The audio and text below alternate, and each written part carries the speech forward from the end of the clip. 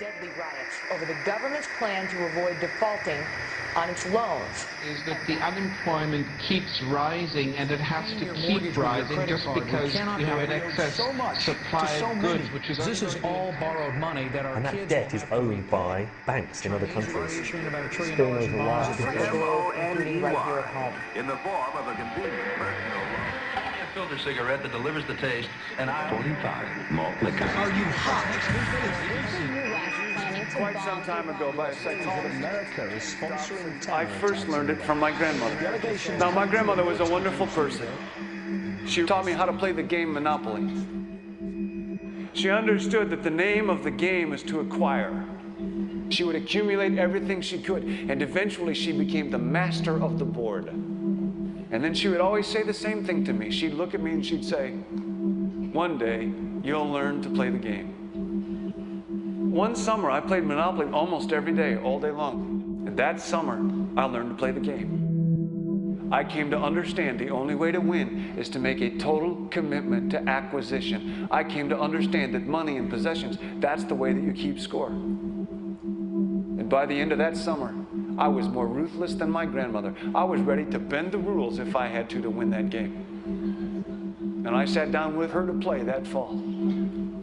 I took everything she had. I watched her give her last dollar and quit in utter defeat. And then she had one more thing to teach me. Then she said, "Now it all goes back in the box." All those houses and hotels, all the railroads and utility companies, all that property and all that wonderful money. Now it all goes back in the box. None of it was really yours.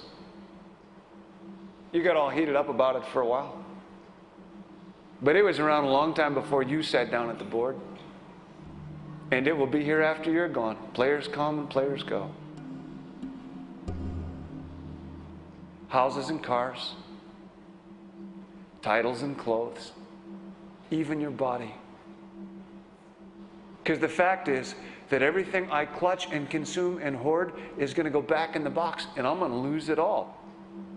You have to ask yourself, when you finally get the ultimate promotion, when you've made the ultimate purchase, when you buy the ultimate home, when you have stored up financial security and climbed the ladder of success to the highest rung you can possibly climb it, and the thrill wears off, and it will wear off,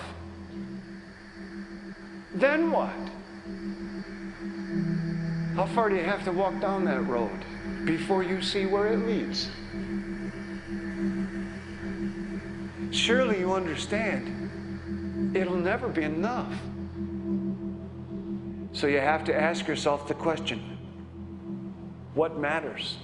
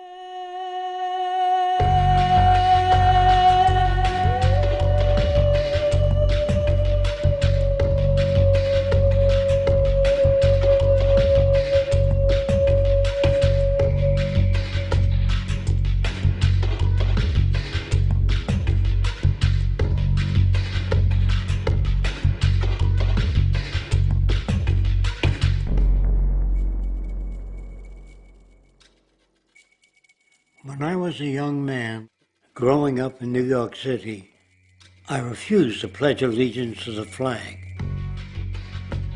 Of course, I was sent to the principal's office, and he asked me, "Why don't you want to pledge allegiance?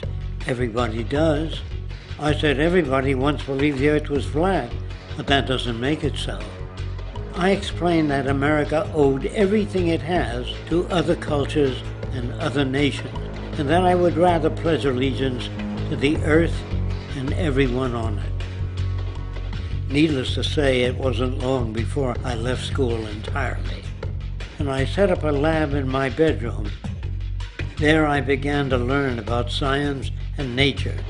I realized then that the universe is governed by laws, and that the human being, along with society itself, was not exempt from these laws. Then came the crash of 1929, which began what we now call the Great Depression. I found it difficult to understand why millions were out of work, homeless, starving, while all the factories were sitting there. The resources were unchanged. It was then that I realized that the rules of the economic game were inherently invalid. Shortly after came World War II, where various nations took turns systematically destroying each other. I later calculated that all the destruction and wasted resources spent on that war could have easily provided for every human need on the planet. Since that time, I have watched humanity set the stage for its own extinction. I have watched as the precious finite resources are perpetually wasted and destroyed in the name of profit and free markets. I have watched the social values of society be reduced into a base artificiality of materialism and mindless consumption. And I have watched as the monetary powers control the political structure of supposedly free societies. I'm 94 years old now, and I'm afraid my disposition is the same as it was 75 years ago. This shit's got to go.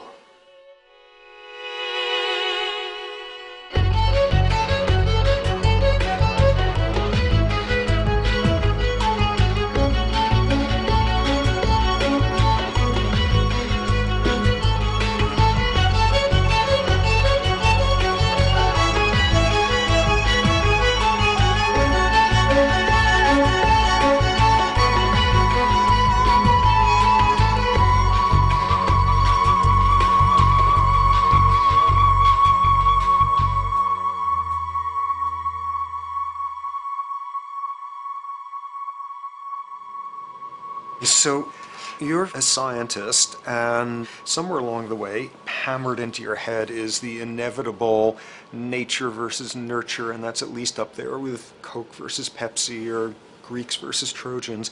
So nature versus nurture, this by now utterly oversimplifying view of where influences are, influences on how a cell deals with an energy crisis, up to what makes us who we are on the most individualistic levels of personality. And what you've got is this complete false dichotomy built around nature as deterministic. At the very bottom of all the causality of life is DNA and the code of codes and the Holy Grail, and everything is driven by it. And at the other end, a much more social science perspective, which is we are social organisms, and biology is for slime molds. Humans are free of biology, and obviously both views are nonsense. What you see instead is it is virtually impossible to understand how biology works outside the context of environment. One of the most crazy-making yet widespread and potentially dangerous notions is, oh, that behavior is genetic. Now, what does that mean? It means all sorts of subtle stuff if you sort of know modern biology, but for most people out there, what it winds up meaning is a deterministic view of life, one rooted in biology and genetics. Genes equal things that can't be changed. Genes equal things that are inevitable and that you might as well not waste resources trying to fix, might as well not put societal energies into trying to improve because it's inevitable, it's unchangeable. And that is sheer nonsense.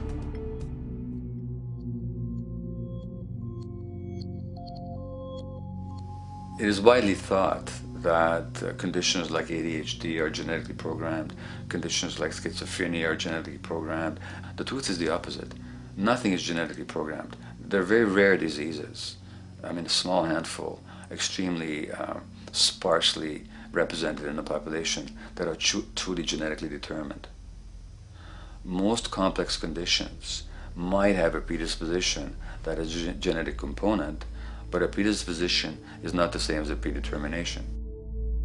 The whole search for the source of diseases in the genome was doomed to failure before anybody even thought of it, because most diseases are not genetically predetermined. Heart disease, cancer, strokes, rheumatoid conditions, autoimmune conditions in general, mental health conditions, addictions, these are none of them genetically determined. Breast cancer, for example, out of 100 women with breast cancer, only 7 will carry the breast cancer genes.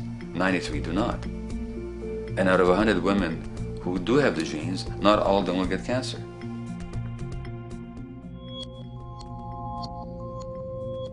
Genes are not just things that make us behave in a particular way regardless of our environment. Genes give us different ways of responding to our environment. In fact, it looks as if some of the early childhood influences of a kind of child rearing affect gene expression, actually turning on and off different genes to put you on a different developmental track, which may suit the kind of world you've got to deal with. So, for example, a study done in Montreal with suicide victims looked at autopsies of the brains of these people. And it turned out that if a suicide victim, these are usually young adults, had been abused as children, the abuse actually caused a genetic change in the brain that was absent in the brains of people who had not been abused. That's an epigenetic effect. Epi means on top of, so that the epigenetic influence is what happens environmentally to either activate or deactivate certain genes. In New Zealand, there's a study that was done in a town called Dunedin, in which a few thousand individuals were studied from birth up to into their 20s. What they found was that they could identify a genetic mutation, an abnormal gene, which did have some relation to the predisposition to commit violence, but only if the individual had also been subjected to severe child abuse. In other words, a child with this abnormal gene would be no more likely to be violent than anybody else, and in fact they actually had a lower rate of violence than people with normal genes, as long as they weren't abused as children. Great additional example of the ways in which genes are not be-all, end-all. Fancy technique where you can take a specific gene out of a mouse, that mouse and its descendants will not have that gene, you have knocked out that gene. So there's this one gene that codes for a protein that has something to do with learning and memory, and this fabulous demonstration, knock out that gene and you have a mouse that doesn't learn as well. Ooh, a genetic basis for intelligence. What was much less appreciated in that landmark study that got picked up by the media left and right is take those genetically impaired mice and raise them in a much more enriched, stimulating environment than your normal mice in a lab cage, and they completely overcame that deficit. So when one says in a contemporary sense that, oh, this behavior is genetic, to the extent that that's even a valid sort of phrase to use, what you're saying is there is a genetic contribution to how this organism responds to environment. Genes may influence the readiness with which an organism will deal with a certain environmental challenge. You know, that's not the version most people have in their minds. And not to be too soapboxing, but run with the old sort of version of it's genetic, and it's not that far from a history of eugenics and things of that sort. It's a widespread misconception, and it's a potentially fairly dangerous one.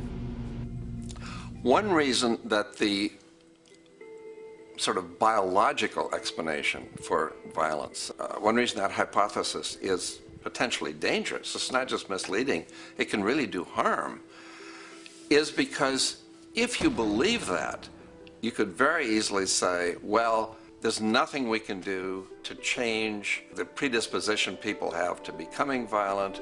All we can do if somebody becomes violent is punish them, you know, lock them up or execute them. But we don't need to worry about changing the social environment or the social preconditions that may lead people to become violent, because that's irrelevant. The genetic argument allows us the luxury of ignoring past and present historical and social factors. And in the words of Louis Menand, he wrote in the New Yorker, very astutely, he said, "It's all in the genes, an explanation for the way things are that does not threaten the way things are. Why should someone feel unhappy or engage in antisocial behavior when that person is living in the freest and most prosperous nation on earth? It can't be the system. There must be a flaw in the wiring somewhere," which is a good way of putting it. So the genetic argument is simply a cop-out, which allows us to ignore the social and economic and political factors that in fact underlie many troublesome behaviors.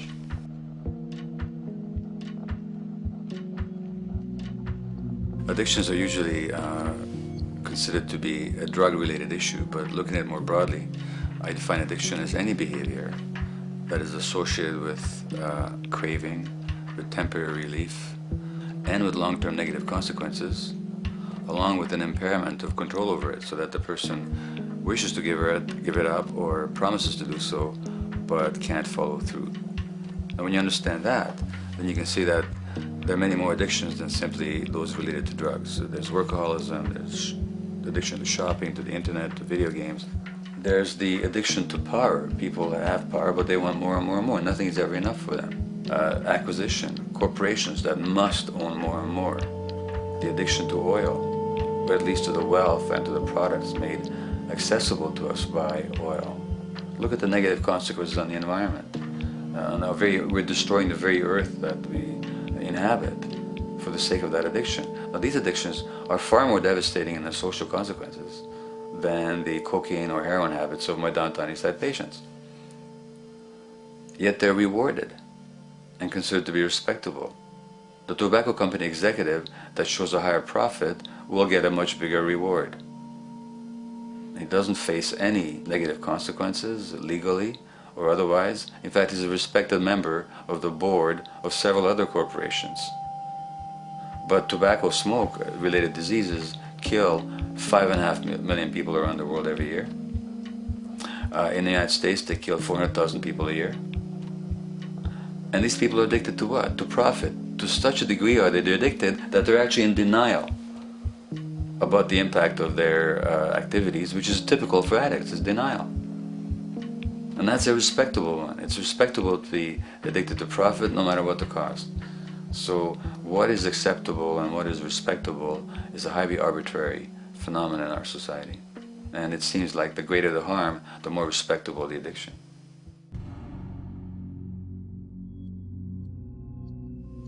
There's a general myth that drugs in themselves are addictive. In fact, the war on drugs is predicated on the idea that if you interdict the sources of drugs, you can deal with addiction that way. Now, if we understand addiction in a broader sense, we see that nothing in itself is addictive.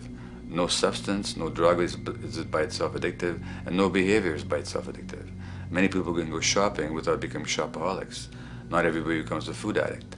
Not everyone who drinks a glass of wine becomes an alcoholic. So the real issue is what makes people susceptible, because it's the combination of a susceptible individual and the potentially addictive substance or behavior that actually then makes for full flowering of addiction. In short, it's not the drug that's addictive, it's the question of the susceptibility of the individual to being addicted to a particular substance or behavior. If we wish to understand what then makes some people susceptible, we actually have to look at their life experience. The old idea, although it's old, but it's still broadly held, that addictions are due to some genetic cause is simply scientifically untenable. What the case is actually is that certain life experiences make people susceptible. Life experiences that not only shape the person's personality and psychological needs, but also their very brains in certain ways. And that process begins in utero.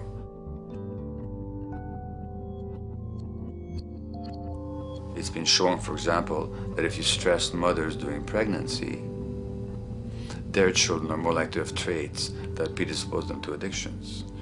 And that's because development is shaped by the psychological and social environment. So the biology of human beings is very much affected by and programmed by their life experiences beginning in utero. Environment does not begin at birth. Environment begins as soon as you have an environment. As soon as you are a fetus, you are subject to whatever information is coming through mom's circulations, hormones, levels of nutrients. Great landmark example of this, something called the Dutch hunger winter.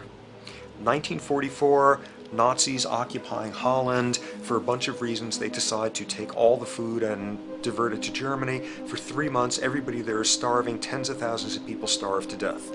What the Dutch hunger winter effect is, if you were a second or third trimester fetus during the starvation, your body learned something very unique during that time. As it turns out, second, third trimester, something that your body is going about trying to learn about the environment is, well, how menacing of a place is it out there? How plentiful? How much nutrients am I getting by way of mom's circulation? Be a fetus who is starving during that time, and your body programs forever after to be really, really, really stingy with your sugar and fat, and what you do is you store every bit of it. Be a Dutch hunger winter fetus, and half a century later, everything else being equal, you are more likely to have high blood pressure, obesity, or metabolic syndrome. That is environment coming in a very unexpected place. You can stress animals in a laboratory when they're pregnant, and their offspring will be more likely to use cocaine and alcohol as adults. You can stress human mothers. For example, in a British study, women who are abused in pregnancy will have higher levels of the stress hormone cortisol in their placenta at birth, and their children are more likely to have conditions that predispose them to addictions by age 7 or 8. So in utero stress already prepares the ground for all kinds of mental health issues. Israeli study done prior on children born to mothers who were pregnant prior to the onset of the 1967 war. These women, of course, are very stressed, and their offspring have a higher incidence of schizophrenia than the average cohort. So there's plenty of evidence now that prenatal effects have a huge impact on the developing human being.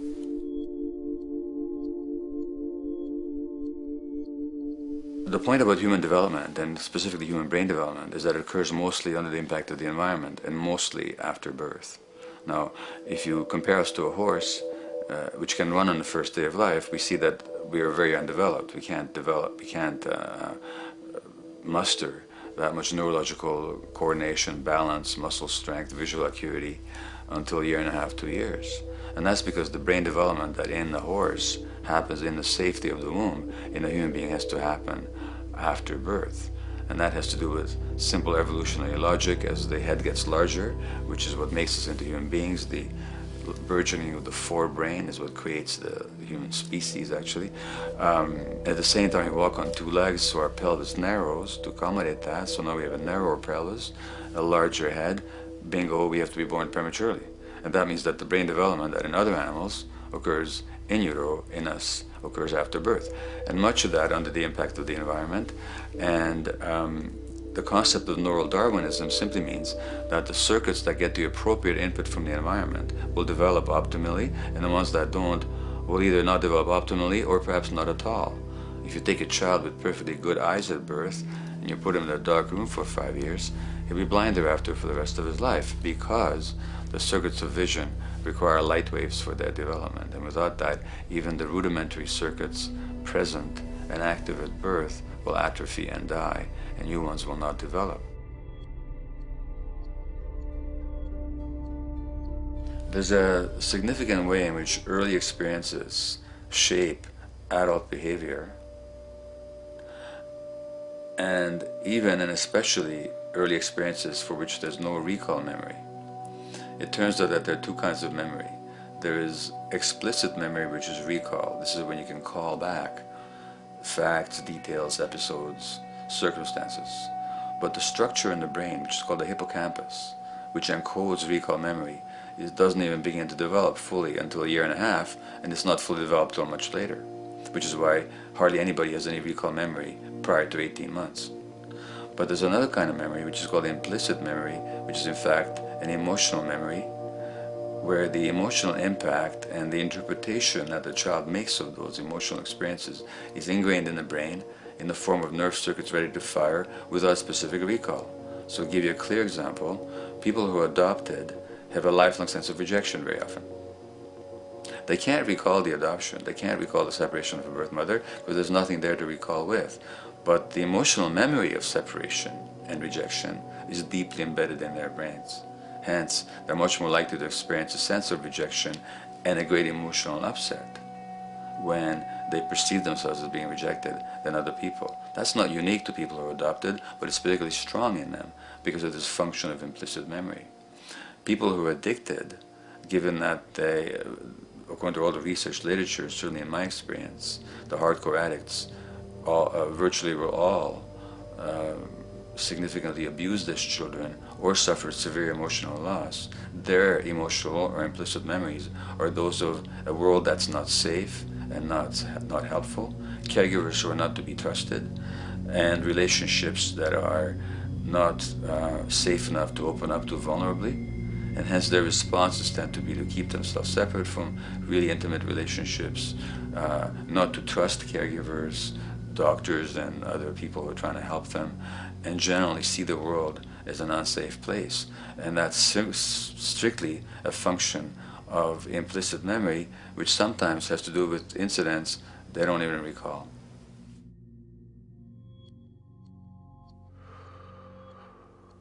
Infants who are born premature are often in incubators and various types of gadgetry and machinery for weeks and perhaps months. It's now known that if these children are touched and stroked on the back for just 10 minutes a day, that promotes their brain development. So human touch is essential for development. And in fact, infants who are never picked up will actually die. That's how much of a fundamental need being held is to human beings. In our society, there's an unfortunate tendency to tell parents not to pick up their kids, not to hold them, not to pick up babies who are crying for fear of spoiling them, or to encourage them to sleep through the night. You don't pick them up, which is just the opposite of what the child needs. And these children might go back to sleep because they give up and their brains just shut down as a way of defending against the vulnerability of being abandoned really by their parents. But their implicit memories will be that of a world that doesn't give a damn. A lot of these differences are structured very early in life. In a way, if you like, the parental experience of adversity, how tough life is or how easy it is passed on to children, whether through maternal depression or parents being bad-tempered with their kids because they've had a hard day or just being too tired at the end of the day. And these have very powerful effects, programming children's development, which we know a lot about now. But that's early sensitivity isn't just an evolutionary mistake. It exists again in many different species. Even seedlings, there's an early adaptive process to the kind of environment they're growing up in. But for humans, the adaptation is to the quality of social relations. And so early life how nurturing or how much conflict, how much attention you get, is a taster of the kind of world you may be growing up in. Are you growing up in a world where you have to fight for what you can get, watch your back, fend for yourself, learn not to trust others? Or are you growing up in a society where you depend on reciprocity, mutuality, cooperation, where empathy is important, where your security depends on good relations with other people? And that needs a very different emotional and cognitive development. And that's what the early sensitivity is about. And parenting is almost, quite unconsciously, a system for passing on that experience to children of the kind of world they're in. The great British child psychiatrist D.W. Winnicott said that fundamentally two things can go wrong in childhood. One is when things happen that shouldn't happen, and then things that should happen but don't. And the first category is the traumatic and abusive and abandonment experiences of my downtown East Side patients and of many addicts. That's what shouldn't happen but did. But then there is the non-stressed, attuned, non-distracted attention of the parent that every child needs, that very often children don't get. They're not abused, they're not neglected, and they're not traumatized. But what should happen, the presence of the emotionally available, nurturing parent, just is not available to them because of the stresses in our society and the parenting environment.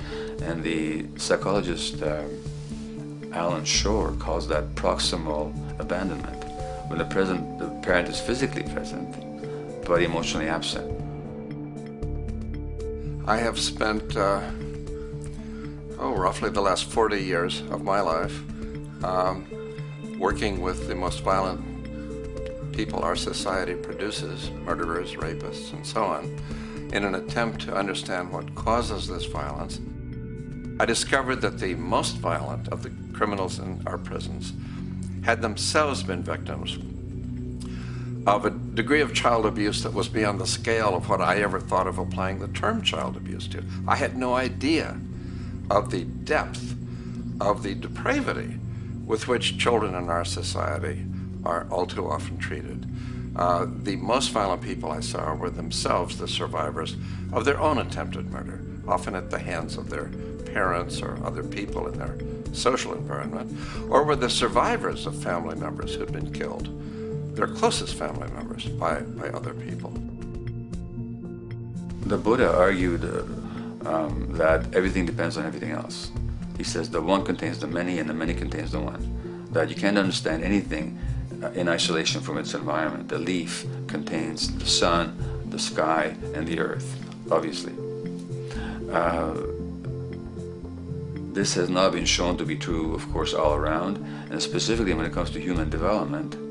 The modern scientific term for it is the biopsychosocial nature of human development, which says that the biology of human beings depends very much on their interaction with the social and psychological environment.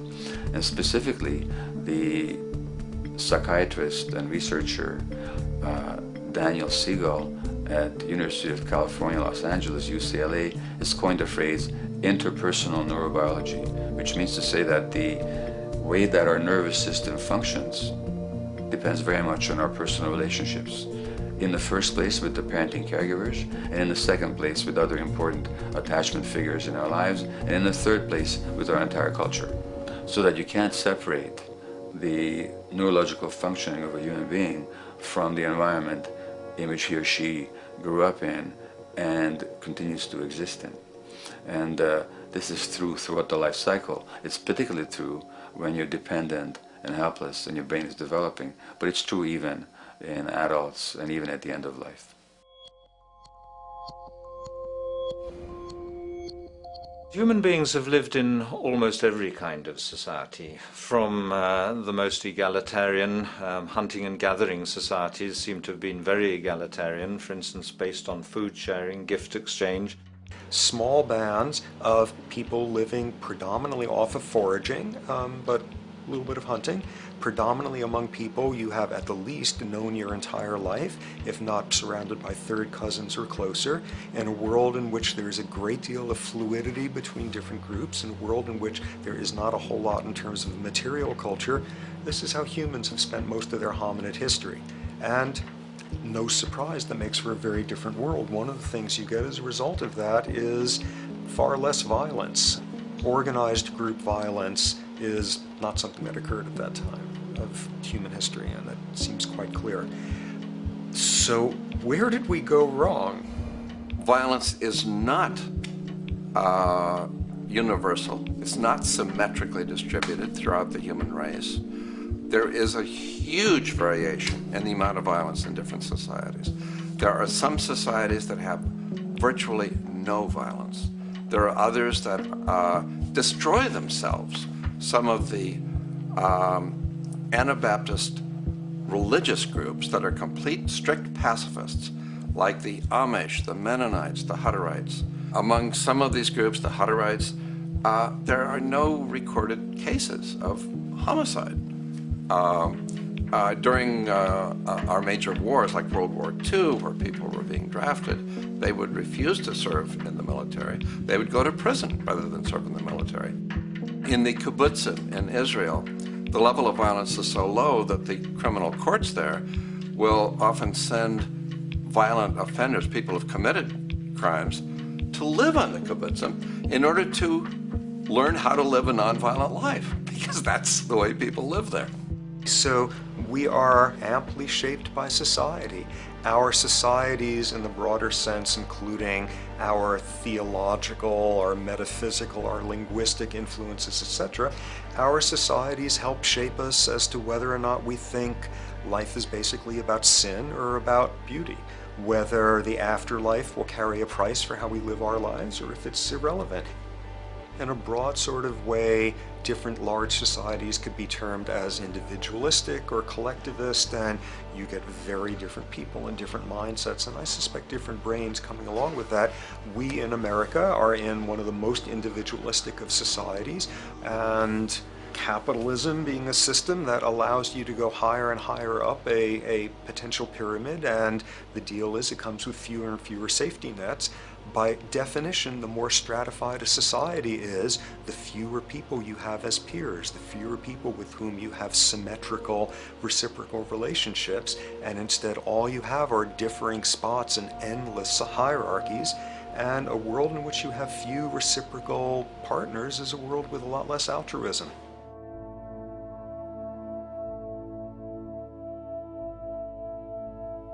Alright, so this brings us to a total impossible juncture, which is to try to make sense in perspective of science as to what the nature is of human nature. You know, on a certain level, the nature of our nature is not to be particularly constrained by our nature. We come up with more social variability than any species out there, more systems of belief, of styles of family structures, of ways of raising children. The capacity for variety that we have is extraordinary. In a society which is predicated on competition and really very often the ruthless exploitation of one human being by another, the profiteering of other people's problems, and very often the creation of problems for the purpose of profiteering, the ruling ideology will very often justify that behavior by appeals to some fundamental and unalterable human nature.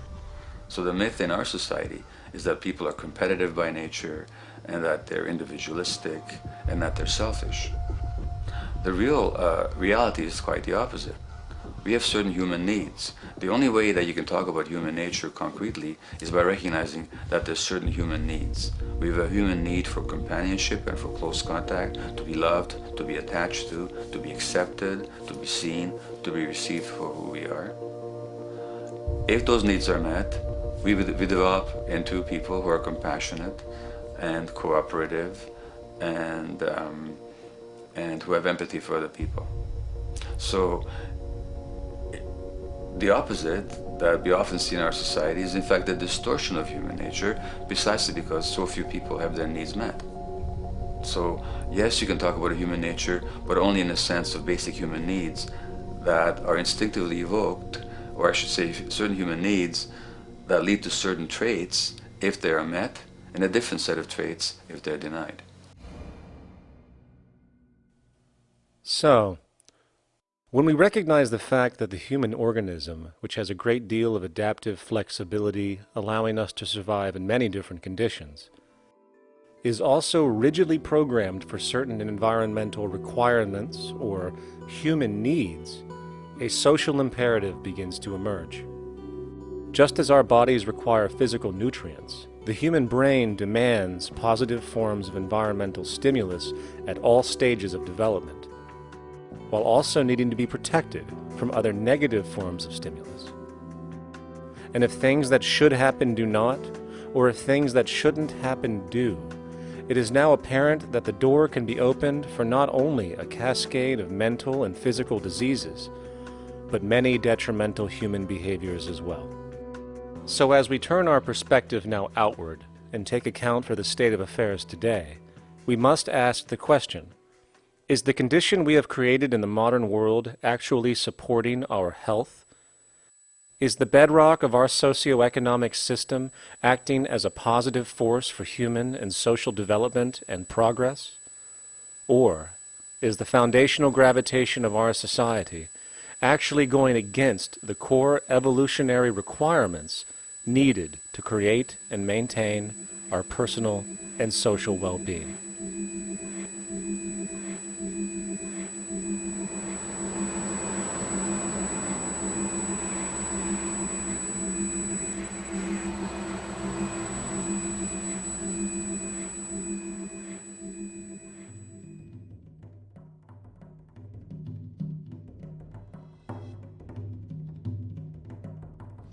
So one might ask, where did this all begin, what we have today, really a world in a state of cumulative collapse?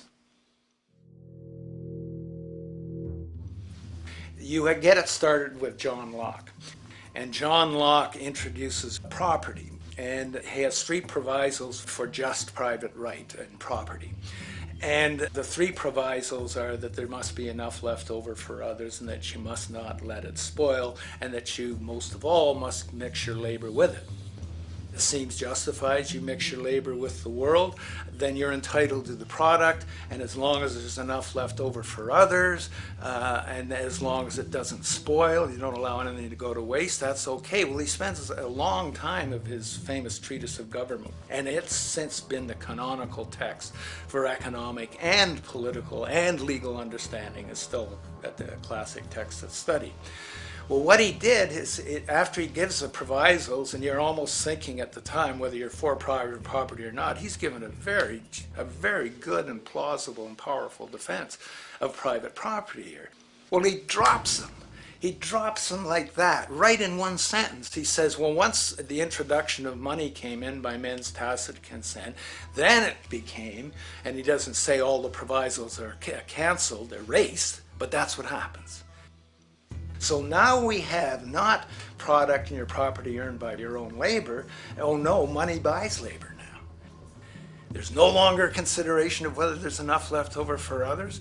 There's no longer a consideration of whether it spoils, because he says, well, money's like silver and gold can't spoil, therefore monies can't be responsible for waste, which is ridiculous. We're not talking about money and silver, we're talking about what its effects are. It's one non sequitur after another. Just the most startling logical legerdemain that he gets away with here. But it fits the interests of capital owners. Then Adam Smith comes along, and what he adds is the religion to this. Locke started with God made it all this way. This is God's right. And now we get also with Smith coming along, he says it's not only God's, I mean, he's not saying this, but this is what's happening philosophically, in principle. He's saying it's not only a question of private property, that's all now presupposed, is given. And that there's money investors that buy labor, given.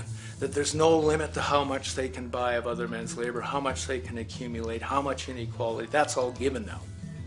And so he comes along, and what his big idea is, and again, it's just introduced in parentheses, en passant. You know, when people put out the goods for sale and others, you know, the supply, and other people buy them with the demand and so forth, how do we have supply equaling demand or demand equaling supply? How can they come into equilibrium? And that is one of the central notions of economics, is how do they come into equilibrium? And he says it's the invisible hand of the market that brings them into equilibrium. So now we have God is actually immanent. He just didn't give the rights to property and how, you know, all its wherewithal and its natural rights of doing all that Locke said. Now we have the system itself as God.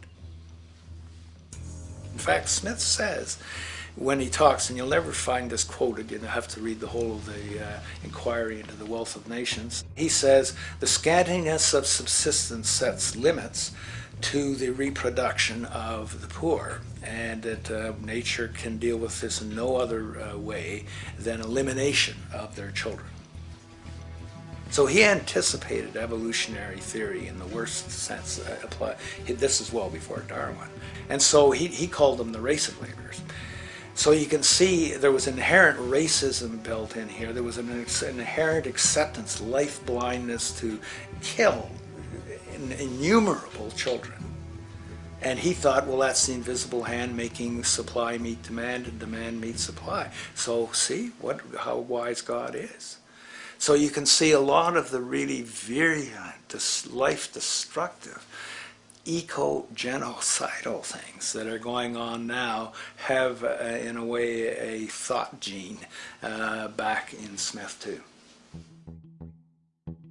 When we reflect on the original concept of the so-called free market capitalist system, as initiated by early economic philosophers such as Adam Smith, we see that the original intent of a market was based around real, tangible, life-supporting goods for trade.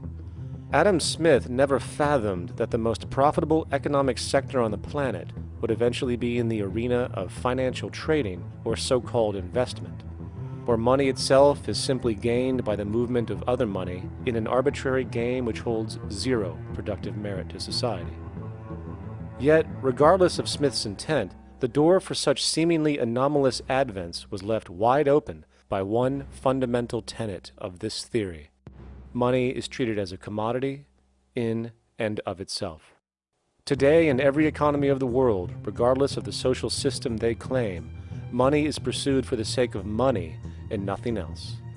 The underlying idea, which was mysteriously qualified by Adam Smith with his religious declaration of the invisible hand, is that the narrow, self-interested pursuit of this fictional commodity will somehow magically manifest human and social well-being and progress. The reality is that the monetary incentive interest, or what some have termed the money sequence of value, has now completely decoupled from the foundational life interest, which could be termed the life sequence of value. What has happened is that there's a complete confusion in economic doctrine between those two sequences. They think that the money sequence of value delivers the life sequence of value, and that's why they say if more goods are sold, if GDPs rise and so forth, therefore there'll be more well-being, enhanced well-being. We take the GDP to be basically our indicator of social health. Well, there you see the confusion. It's talking about money sequences of value, that is all the receipts, all the revenues that are derived from selling goods, and they're confusing that with life reproduction, so that you have built right into this thing from the beginning is a complete conflation of the money and life sequences of value. So we're dealing with a kind of structured delusion that becomes more and more deadly as the money sequence decouples from producing anything at all. So it's a system disorder, and the system disorder seems to be fatal.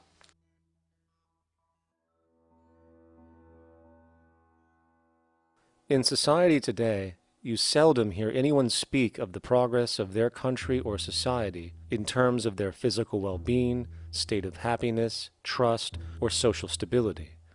Rather, the measures are presented to us through economic abstractions. We have the gross domestic product, the consumer price index, the value of the stock market, rates of inflation, and so on. But does this tell us anything of real value as to the quality of people's lives? No, all these measures have to do with the money sequence itself and nothing more. For example, the gross domestic product of a country is a measure of the value of goods and services sold. This measure is claimed to correlate to the standard of living of a country's people. In the United States, healthcare accounted for over 17% of GDP in 2009, amounting to over $2.5 trillion spent, hence creating a positive effect on this economic measure. And based on this logic, it would be even better for the U.S. economy if healthcare services increased more so, perhaps to $3 trillion or $5 trillion, since that would create more growth, more jobs, and hence boasted by economists as a rise in their country's standard of living. But wait a minute, what do healthcare services actually represent? Well, sick and dying people. That's right, the more unhealthy people there are in America, the better the economy. Now, that is not an exaggeration or a cynical perspective. In fact, if we step back far enough, you will realize that the GDP not only doesn't reflect real public or social health on any tangible level, it is, in fact, mostly a measure of industrial inefficiency and social degradation. And the more you see it rise, the worse things are becoming with respect to personal, social, and environmental integrity. You have to create problems to create profit. There is no profit under the current paradigm in saving lives, putting balance on this planet, having justice and peace or anything else. There's just no profit there. There's an old saying, pass a law, create a business, whether you're creating a business for a lawyer or whatever. So, crime does create business, just like destruction creates business in Haiti. We have now roughly 2 million people incarcerated in this country, and of those, many of them are in prisons run by private corporations, Corrections Corporation of America, Wackenhut, who trade their stock on Wall Street based upon how many people are in jail. Now that's sickness, but that is a reflection of what this economic paradigm calls for. So what exactly does this economic paradigm call for? What is it that keeps our economic system going? Consumption. Or more accurately, cyclical consumption. When we break down the foundation of classic market economics, we are left with a pattern of monetary exchange that simply cannot be allowed to stop or even substantially slowed, if the society as we know it is to remain operational. There are three main actors on the economic stage: the employee, the employer, and the consumer. The employee sells labor to the employer for income. The employer sells its production services and hence goods to the consumer for income. And the consumer, of course, is simply another role of the employer and employee, spending back into the system to enable the cyclical consumption to continue. In other words, the global market system is based on the assumption that there will always be enough product demand in society to move enough money around at a rate which can keep the consumption process going. And the faster the rate of consumption, the more so-called economic growth is assumed, and so the machine goes. But hold on, I thought an economy was meant to, economize? Doesn't the very term have to do with preservation and efficiency and a reduction of waste? So how does our system, which demands consumption and the more the better, efficiently preserve or economize at all? Well, it doesn't.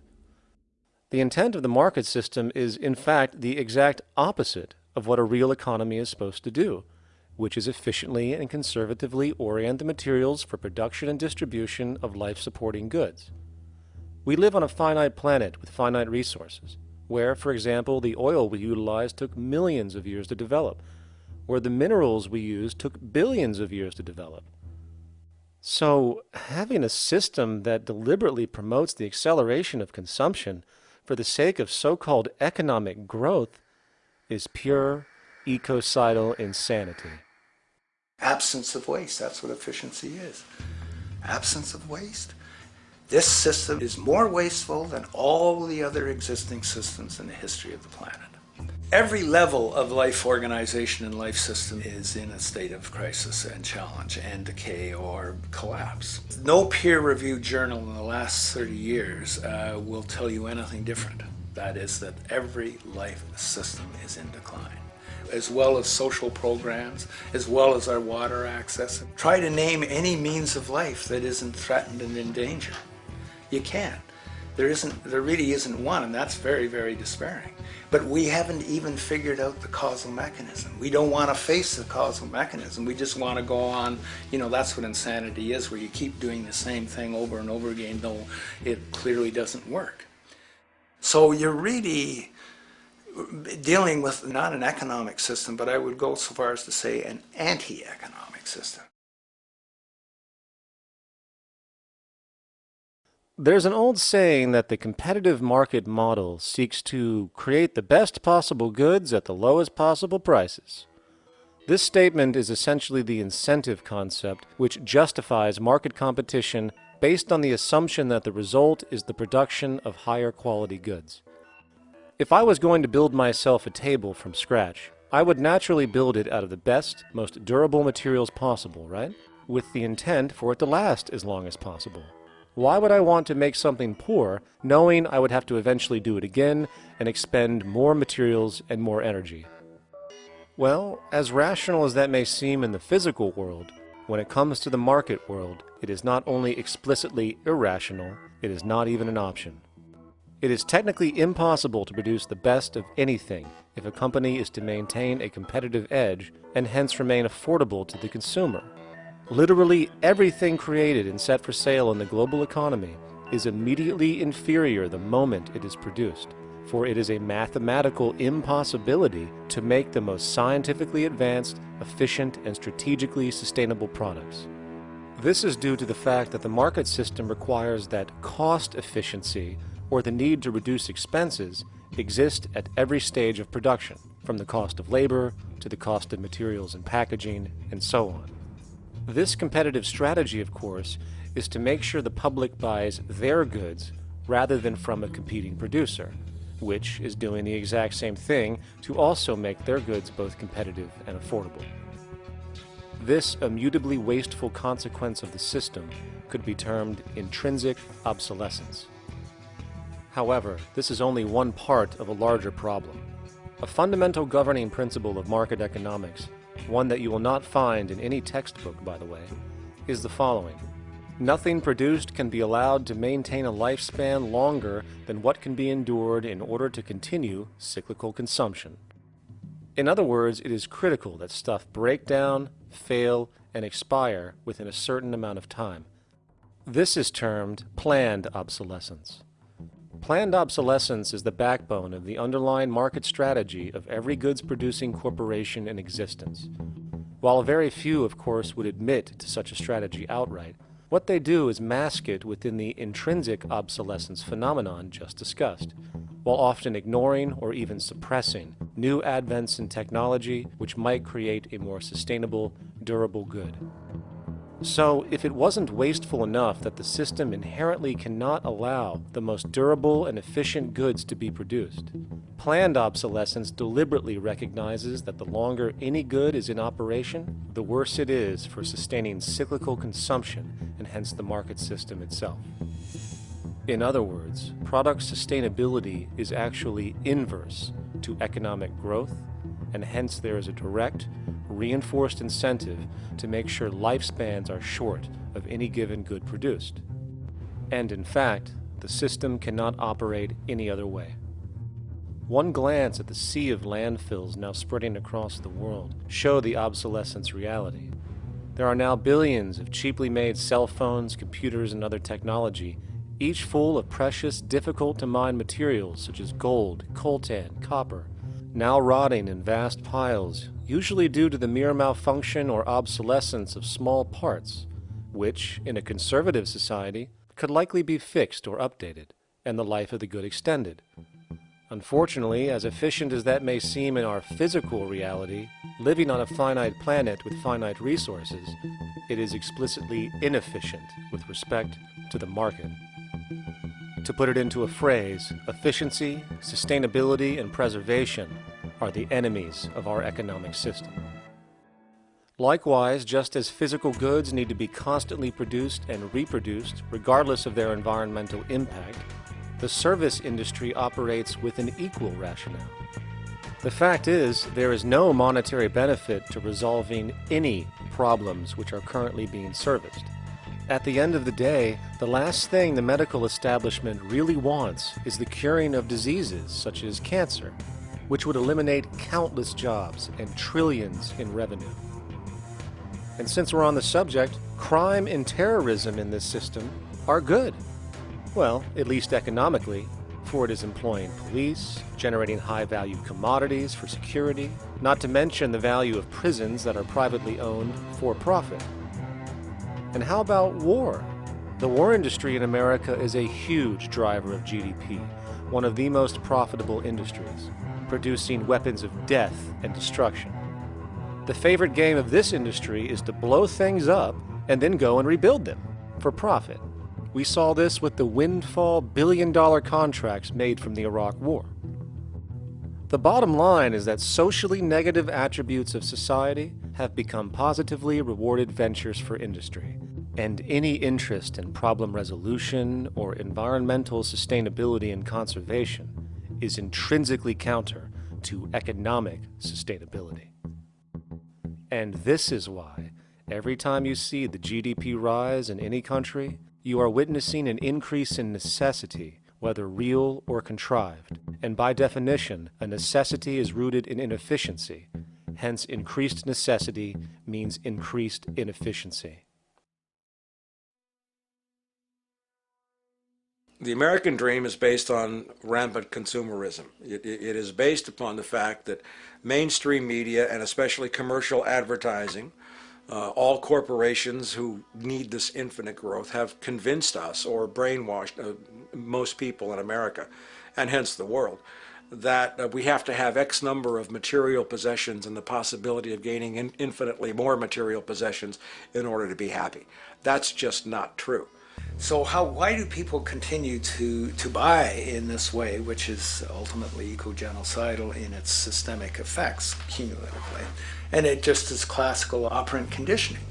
You simply put inputs of conditioning into the organism, and you have outputs of desired behaviors or goals or objectives.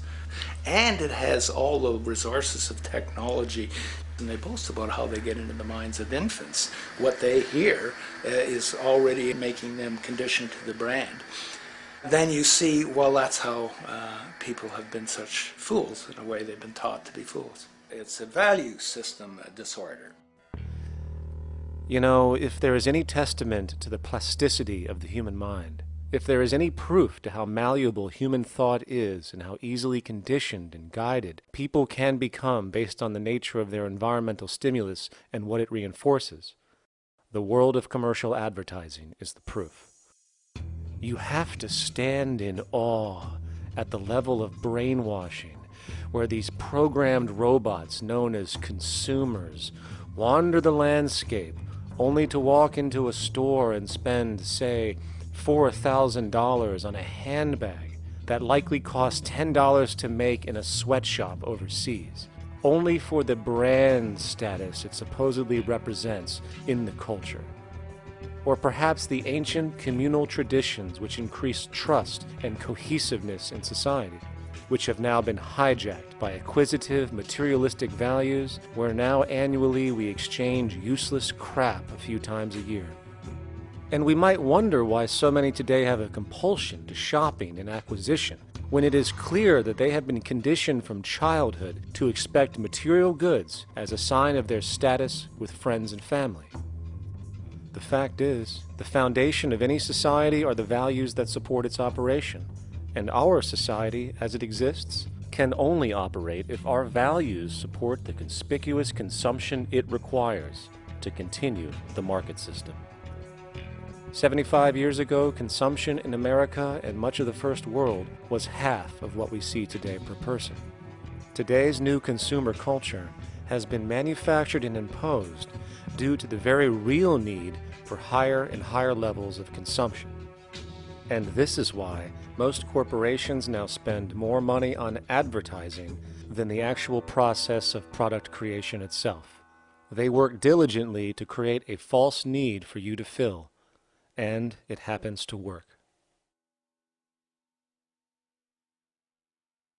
You know, economists are in fact not economists at all. They're propagandists of money value, and you'll find that all their models basically get down to token exchanges that are to the profit of one side or both sides or whatever, but they're completely disconnected from the actually existing world of reproduction. In Ohio, an old man failed to pay his electric bill. You may be familiar with the case. And the electric company turned off the electricity and he died. The reason they turned it off was because it wouldn't have been profitable for them to keep it on because he didn't pay his bill.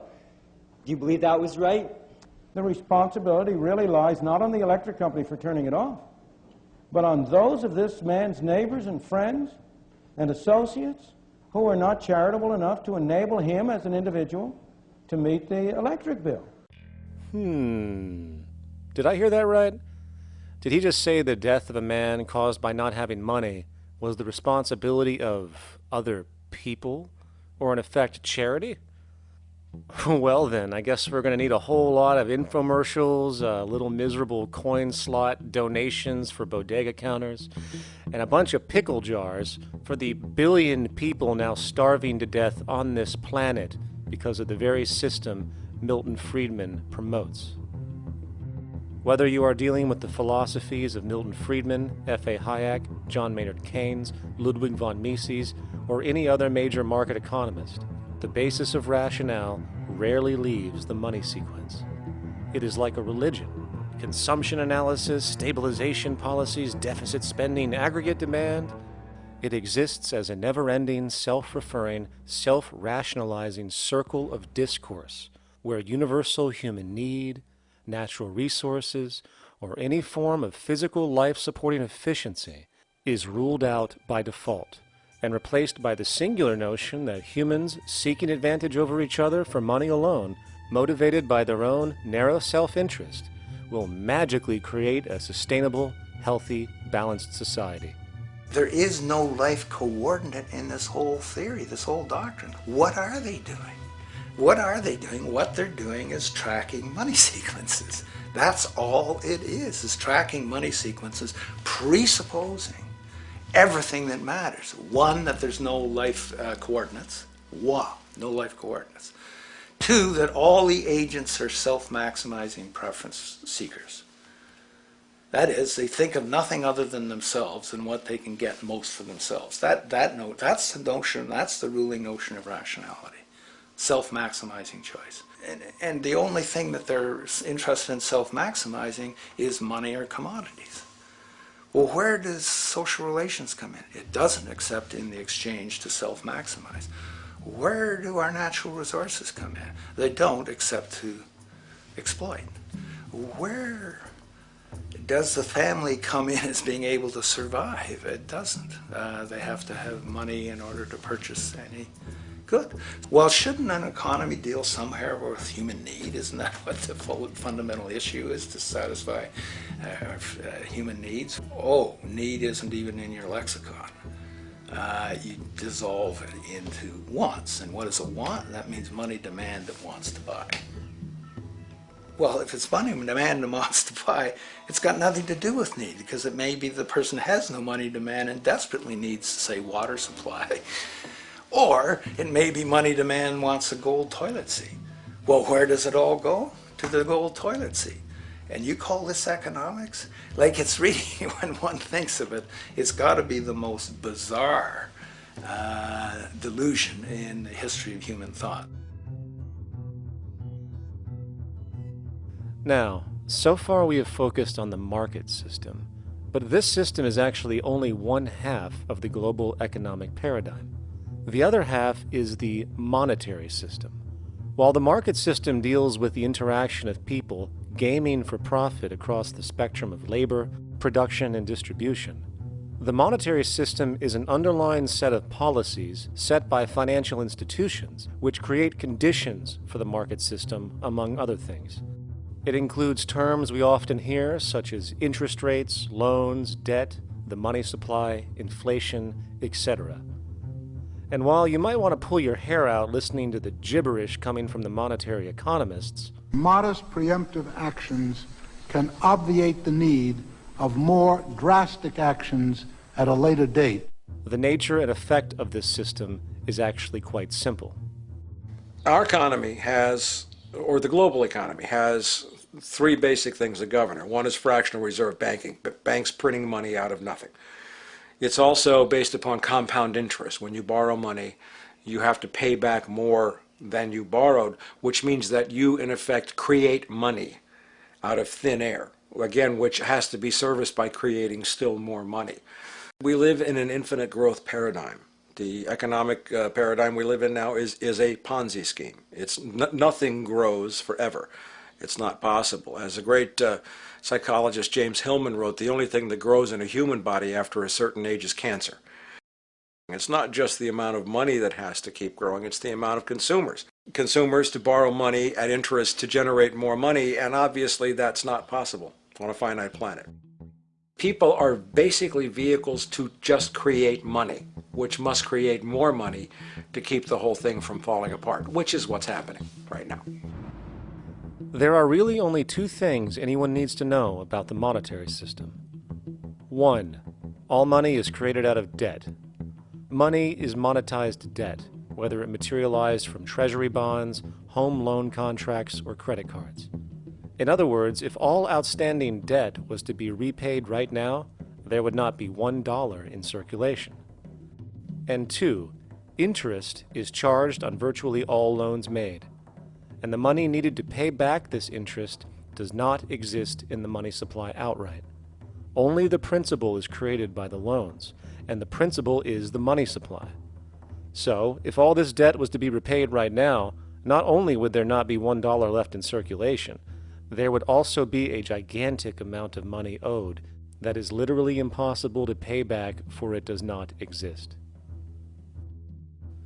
The consequence of all of this is that two things are inevitable: inflation and bankruptcy. As far as inflation, this can be seen as an historical trend in virtually every country today, and easily tied to its cause, which is the perpetual increase of the money supply, which is required to cover the interest charges and keep the system going. As far as bankruptcy, it comes in the form of debt collapse. This collapse will inevitably occur with a person, a business, or a country, and typically happens when the interest payments are no longer possible to make. But there is a bright side to all of this, well, at least in terms of the market system, because debt creates pressure. Debt creates wage slaves. A person in debt is much more likely to take a low wage than a person who isn't, hence becoming a cheap commodity. So it's great for the corporations to have a pool of people that have no financial mobility. But hey, that same train of thought also goes for entire countries. The World Bank and the International Monetary Fund, which mostly serve as proxies for transnational corporate interests, give gigantic loans to troubled countries at very high interest rates, and then, once the countries are deeply in the hole and can't pay, austerity measures are applied, the corporations swoop in, set up sweatshops, and take their natural resources. Now that's market efficiency. But wait, there's more. You see, there's this unique hybrid of the monetary and market system called the stock market, which rather than, actually produce anything real, they just buy and sell money itself. And when it comes to debt, you know what they do? That's right, they trade it.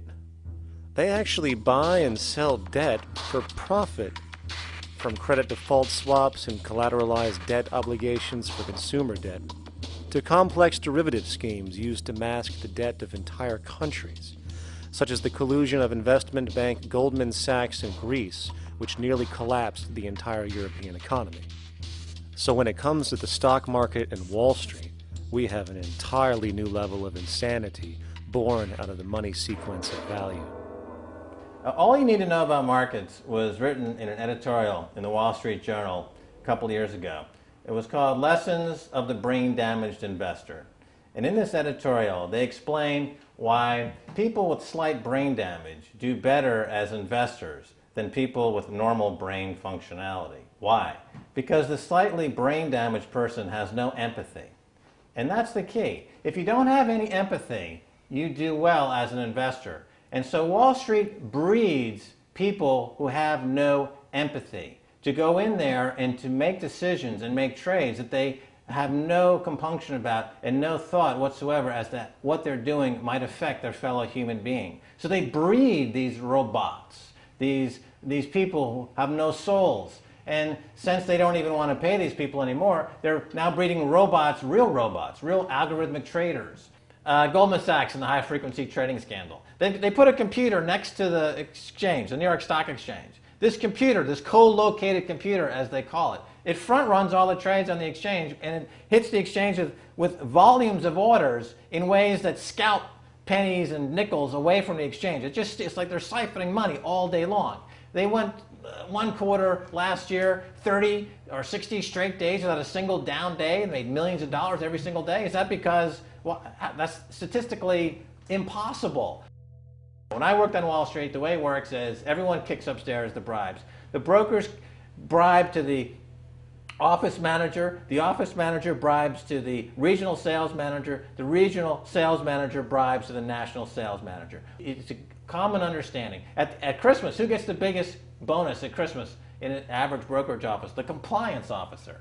The compliance officer sits there all day long. He's supposed to be making sure you don't violate any of the margin rules and you're complying with the law. Of course, yeah, to the extent that you can bribe the compliance officer, yeah, that's right, you are complying with the law. So as fraud has become the system, it's no longer a byproduct. It is the system. You know, it's like that old Woody Allen joke. He says, "Doctor, my brother thinks he's a chicken." And the doctor says, "Take a pill, and that should cure the problem." And he says, "No, doctor, you don't understand. We need the eggs." Okay? So the trading of fraudulent claims back and forth between banks to generate fees, to generate bonuses, has become the GDP producing growth engine of the United States economy. Even though they're essentially trading fraudulent claims that there's absolutely no hope of ever paying back. They're processing and generating and resecuritizing nothing. If I write $20 billion on a cocktail napkin and I sell it to JP Morgan while JP Morgan writes $20 billion on a cocktail napkin, and we swap those two cocktail napkins at a bar and we each pay ourselves 1/4% in a fee, we make a lot of money for our Christmas bonus. We each have on our books a $20 billion cocktail napkin, which has no real value until such time as the system is no longer able to absorb bogus cocktail napkins, in which case we go to the government to get bailed out. And because of Wall Street and the global stock market, there are now conservatively about $700 trillion of outstanding fraudulent claims known as derivatives, still waiting to collapse, a value amounting to over 10 times the gross domestic product of the entire planet. And while we have seen the bailouts of corporations and banks by governments, which of course comedically borrow their money from banks to begin with, we are now seeing attempts to bail out whole countries by conglomerates of other countries through the international banks. But how do you bail out a planet? There is no country out there that isn't now saturated in debt. The cascade of sovereign debt defaults we have seen can only be the beginning when the math is taken into account. It has been estimated in the United States alone that income tax would need to be raised to 65% per person just to cover the interest in the near future. Economists are now foreshadowing that within a few decades, 60% of the countries on the planet will be bankrupt. But hold on, let me get this straight. The world is going bankrupt, whatever the hell that means, because of this idea called debt, which doesn't even exist in the physical reality. It's only part of a game that we've invented. And yet the well-being of billions of people is now being compromised. Extreme layoffs, tent cities, accelerating poverty, austerity measures imposed, schools shutting down, child hunger, and other levels of familial deprivation, all because of this elaborate fiction. What are we, fucking stupid? Hey, Mars, my man. Help a brother out, huh? Grow up, kid.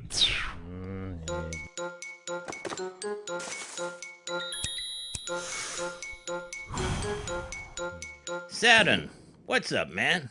You remember that smoking nebula I hooked you up with a while back? Listen, Earth, we're getting really tired of you. You've been given everything, and yet you waste it all. You got plenty of resources, and you know it. Why don't you grow up and learn some responsibility, for Christ's sake? You're making your mother miserable.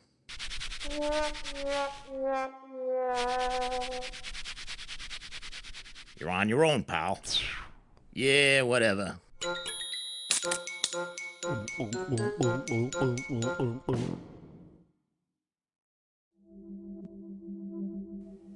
Now, all of this considered, from the waste machine known as the market system to the debt machine known as the monetary system, hence creating the monetary market paradigm which defines the global economy today, there is one consequence that runs through the entire machine: inequality. Whether it is the market system which creates a natural gravitation towards monopoly and power consolidation, while also generating pockets of wealthy industries that tower over others regardless of utility, such as the fact that top hedge fund managers on Wall Street now take home over $300 million a year for contributing literally nothing, while a scientist looking for a cure for a disease trying to help humanity might make $60,000 a year if they're lucky. Or whether it is the monetary system, which has class division built right into its structure. For example, if I have $1 million to spare and I put it into a CD at 4% interest, I will make $40,000 a year. No social contribution, no nothing. However, if I'm a lower class person and have to take loans to buy my car or home, I am paying in interest, which, in abstraction, is going to pay that millionaire with the 4% CD. This stealing from the poor to pay the rich is a foundational, built-in aspect of the monetary system, and it could be labeled structural classism. Of course, historically, social stratification has always been deemed unfair, but obviously accepted overall as now 1% of the population owns 40% of the planet's wealth. But, material fairness aside, there is something else going on underneath the surface of inequality, causing an incredible deterioration in public health as a whole. Well, I think people are often puzzled by the contrast between the material success of our societies, unprecedented levels of wealth, and the many social failings. I mean, you know, if you look at the rates of drug abuse or violence or self-harm amongst kids or mental illness, there's clearly something going deeply wrong with our societies. What the data that I've been describing does is simply shows that intuition that people have had for hundreds of years, that inequality is divisive and socially corrosive, that intuition is truer than I think we ever imagined.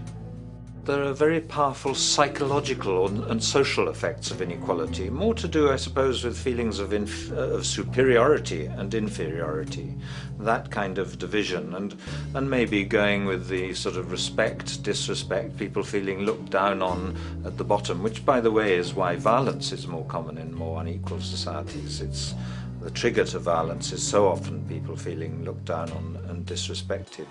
If there is one principle I can emphasize that is the most important principle underlying the prevention of violence, it would be equality.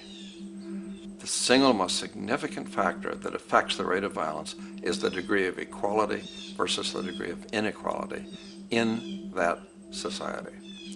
So what one's looking at is a sort of general social dysfunction.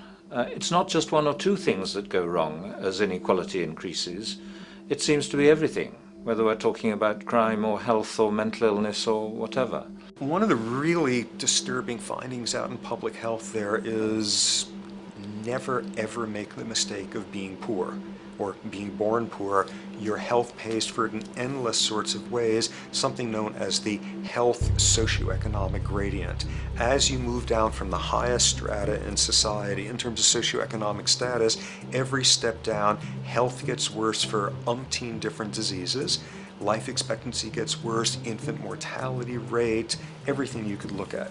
So a huge issue has been, why is it that this gradient exists? Totally simple, obvious answer, which is if you are chronically sick, you're not going to be very productive, so health causes drive socioeconomic differences. Not that in the slightest. On the very simple level that you could look at socioeconomic status of a 10-year-old, and that's going to predict something about their health decades later. So that's the direction of causality. Next one, what's it about? Oh, it's perfectly obvious. Poor people can't afford to go to the doctor. It's healthcare access. It's got nothing to do with that, because you see these same gradients in countries with universal healthcare, socialized medicine. Okay, next simple explanation. Oh, on the average, the poorer you are, the more likely you are to smoke, to drink, to all sorts of lifestyle risk factor stuff. Yeah, those contribute, but careful studies have shown that explains maybe about a third of the variability. So what's left? And what's left is having a ton to do with the stress of poverty. So the poorer you are, starting off being, the person who's $1 income behind Bill Gates, the poorer you are in this country, on the average, the worse your health is. This tells us something really important. The health connection with poverty, it's not about being poor, it's about feeling poor. Increasingly, we recognize that chronic stress is an important influence on health, but the most important sources of stress are the quality of social relations. And if there is anything that lowers the quality of social relations, it is the socioeconomic stratification of society. What science has now shown is that regardless of material wealth, the stress of simply living in a stratified society leads to a vast spectrum of public health problems. And the greater the inequality, the worse they become. Life expectancy, longer in more equal countries. Drug abuse, less in more equal countries. Mental illness, less in more equal countries. Social capital, meaning the ability of people to trust each other, naturally greater in more equal countries. Educational scores, higher in more equal countries. Homicide rates, less in more equal countries. Crime and rates of imprisonment, less in more equal countries. It goes on and on. Infant mortality, obesity, teen birth rate, less in more equal countries.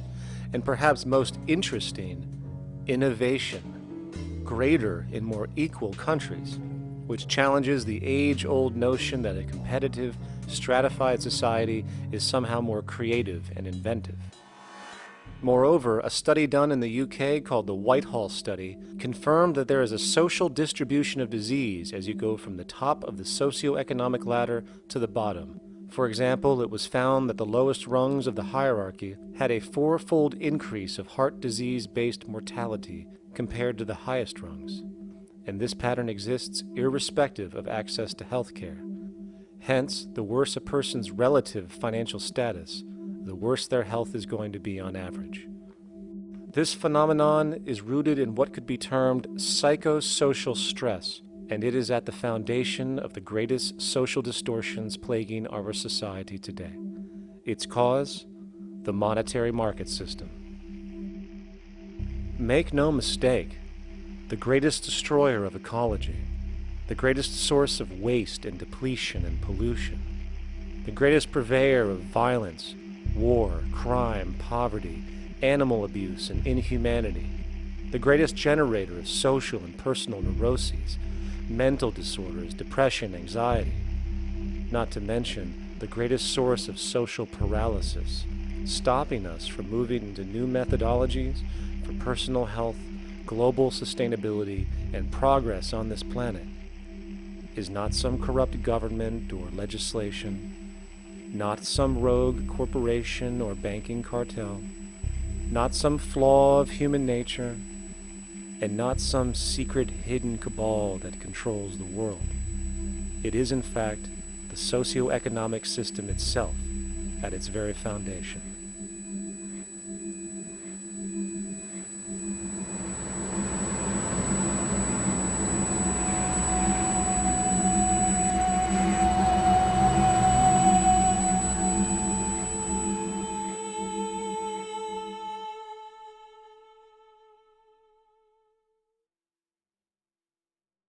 Let's imagine for a moment we had the option to redesign human civilization from the ground up. What if, hypothetically speaking, we discovered an exact replica of the planet Earth, and the only difference between this new planet and our current one is that human evolution had not occurred. It was an open palette. No countries, no cities, no pollution, no Republicans, just a pristine, open environment. So, what would we do? Well, first we need a goal, right? And it's safe to say that goal would be to survive. And not to just survive, but to do so in an optimized, healthy, prosperous way. Most people indeed desire to live, and they would prefer to do so without suffering. Therefore, the basis of this civilization needs to be as supportive and hence sustainable for human life as possible, taking into account the material needs of all the world's people while trying to remove anything that could hurt us in the long run. That goal of, say, maximum sustainability understood, the next question regards our method. What kind of approach do we take? Well, let's see. Last I checked, politics was the method of social operation on Earth. So what do the doctrines of the Republicans, liberals, conservatives, or socialists have to say about societal design? Not a damn thing. Okay, then what about religion? Surely the great creator had to have left some blueprint somewhere. No, nothing I can find. Okay then, so what's left? It appears something called science. Science is unique in that its methods demand not only that the ideas proposed be tested and replicated, but everything science comes up with is also inherently falsifiable. In other words, unlike religion and politics, science has no ego, and everything it suggests accepts the possibility of being proven wrong eventually. It holds on to nothing and evolves constantly. Well, that sounds natural enough to me. So then, based on the current state of scientific knowledge in the early 21st century, along with our goal of maximum sustainability for the human population, how do we begin the actual process of construction? Well, the first question to ask, what do we need to survive? The answer, of course, are planetary resources. Whether it is the water we drink, the energy we use, the raw materials we utilize to create tools and shelter, the planet hosts an inventory of resources, many of which are demanded for our survival. So, given that reality, it then becomes critical to figure out what we have and where it is. This means we need to conduct a survey. We simply locate and identify every physical resource on the planet we can, along with the amount available at each location, from the deposits of copper, to the most potent locations for wind farms to produce energy, to the natural freshwater springs, to an assessment of the amount of fish in the ocean, to the most prime arable land for food cultivation, etc. But, since we humans are going to be consuming these resources over time, we then realize that not only do we need to locate and identify, we also need to track. We need to make sure we don't run out of any of this stuff. That would be bad. And this means not only tracking our rates of use, but the rates of earthly regeneration as well, such as how long it takes for, say, a tree to grow or a spring to replenish. This is called dynamic equilibrium. In other words, if we use up trees faster than they can be grown back, we have a serious problem, for it is unsustainable. So then, how do we track this inventory, especially when we recognize that all of this stuff is scattered everywhere? We have large mineral mines in what we call Africa, energy concentrations in the Middle East, huge tidal power possibilities on the Atlantic coast of North America, the largest supply of freshwater in Brazil, etc. Well, once again, good old science has a suggestion. It's called systems theory. Systems theory recognizes that the fabric of the natural world, from human biology to the earthly biosphere to the gravitational pull of the solar system itself, is one huge synergistically connected system, fully interlinked. Just as human cells connect to form our organs, and the organs connect to form our bodies, and since our bodies cannot live without the earthly resources of food, air, and water, we are intrinsically connected to the earth, and so on. So, as nature suggests, we take all of this inventory and tracking data and create a system to manage it. a global resource management system, in fact, to account for every relevant resource on the planet. There is simply no logical alternative if our goal as a species is survival in the long run. We have to keep track as a whole. That understood, we can now consider production. How do we use all this stuff? What will our process of production be, and what do we need to consider to make sure it is as optimized as possible to maximize our sustainability? Well, the first thing that jumps right out at us is the fact that we need to constantly try and preserve. The planet's resources are essentially finite, so it is important that we be strategic. Strategic preservation is key. The second thing we recognize is that some resources are really not as good as others in their performance. In fact, some of this stuff, when put into use, has a terrible effect on the environment, which invariably hinders our own health. For example, oil and fossil fuels, no matter how you cut it, release some pretty destructive agents into the environment. Therefore, it is critical we do our best to use such things only when we really have to, if at all.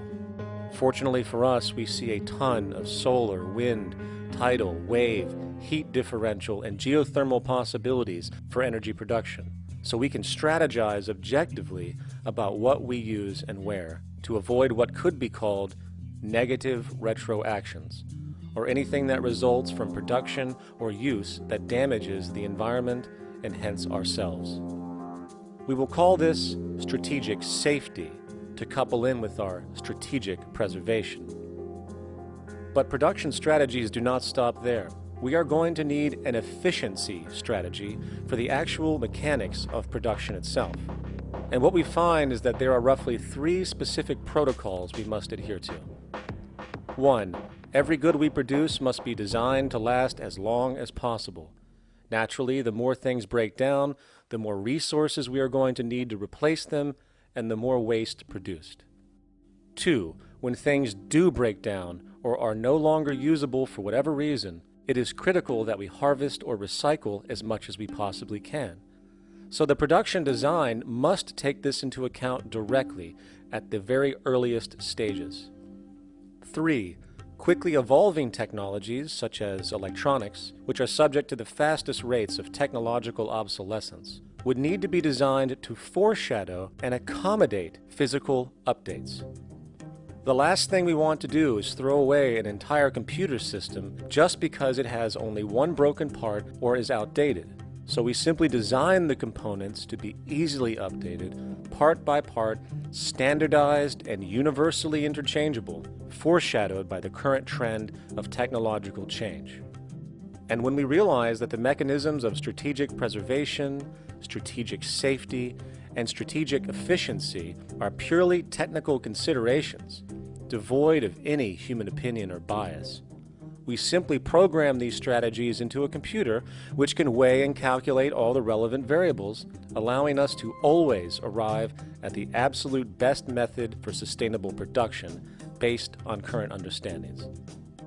And while that might sound complex, all it is a glorified calculator. Not to mention, such multivariate decision-making and monitoring systems are already used across the world today for isolated purposes. It is simply a process of scaling it out. So, now we not only have our resource management system, but also a production management system, both of which are easily computer automated to maximize efficiency, preservation, and safety. The informational reality is that the human mind, or even a group of humans, cannot track what needs to be tracked. It must be done by computers, and it can be. And this brings us to the next level, distribution. What sustainability strategies make sense here? Well, since we know that the shortest distance between 2 points is a straight line, and since energy is required to power transport machines, the less transport distance, the more efficient. Producing goods in one continent and shipping them over to another only makes sense if the goods in question simply cannot be produced in the target area. Otherwise, it is nothing but wasteful. We must localize production so distribution is simple, fast, and requires the least amount of energy. We'll call this the proximity strategy.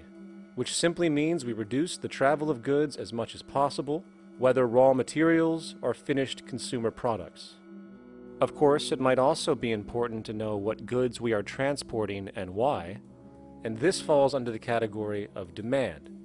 And demand is simply what people need to be healthy and to have a high quality of life.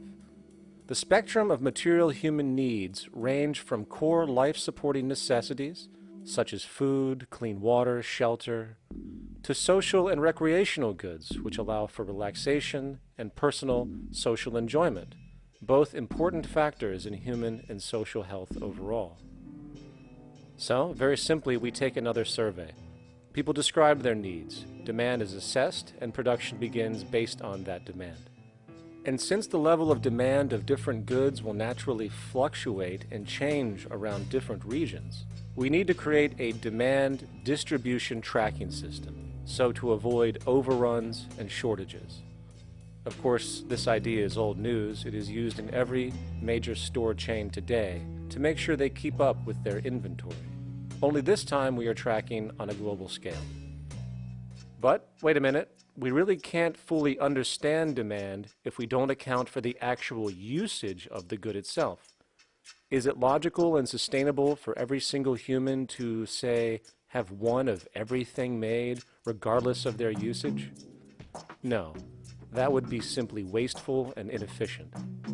If a person has a need for a good, but that need is only for, say, 45 minutes a day on average, it would be much more efficient if that good was made available to them and to others when needed. Many forget that it isn't the good that they want, it is the purpose of that good. When we realize that the good itself is only as important as its utility, we see that external restriction, or what we might call today ownership, is extremely wasteful and environmentally illogical in a fundamental economic sense. So, we need to devise a strategy called strategic access. This will be the foundation of our demand distribution tracking system, which makes sure we can meet the demand of the population's needs for access of whatever they need when they need it. And as far as physically obtaining the goods, centralized and regional access centers all make sense for the most part, placed in close proximity to the population, and a person would simply come in, take the item, use it, and when finished, return it when it is no longer needed. Sort of how a library works today. In fact, these centers could not only exist in the community in the way we see local stores today, but specialized access centers would exist in specific areas where often certain goods are utilized, saving more energy with less repeat transport.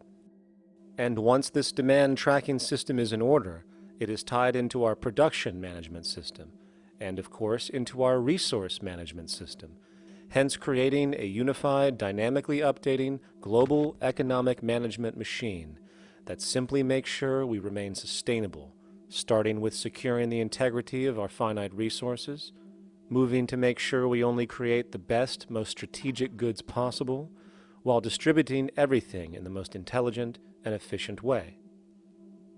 And the unique result of this preservation-based approach, which is intuitively counter to many, is that this logical, ground-up, empirical process of preservation and efficiency, which can only define true human sustainability on this planet, would likely enable something never before seen in human history. Access abundance, not just for a percentage of the global population, but the entire civilization. This economic model, as was just generalized, this responsible systems approach to total Earth resource management and processes, designed again to do nothing less than take care of humanity as a whole in the most efficient and sustainable way, could be termed a resource-based economy. The idea was defined in the 1970s by structural engineer Jacques Fresco. He understood back then that society was on a collision course with nature and itself, unsustainable on every level. And if things didn't change, we would destroy ourselves one way or another.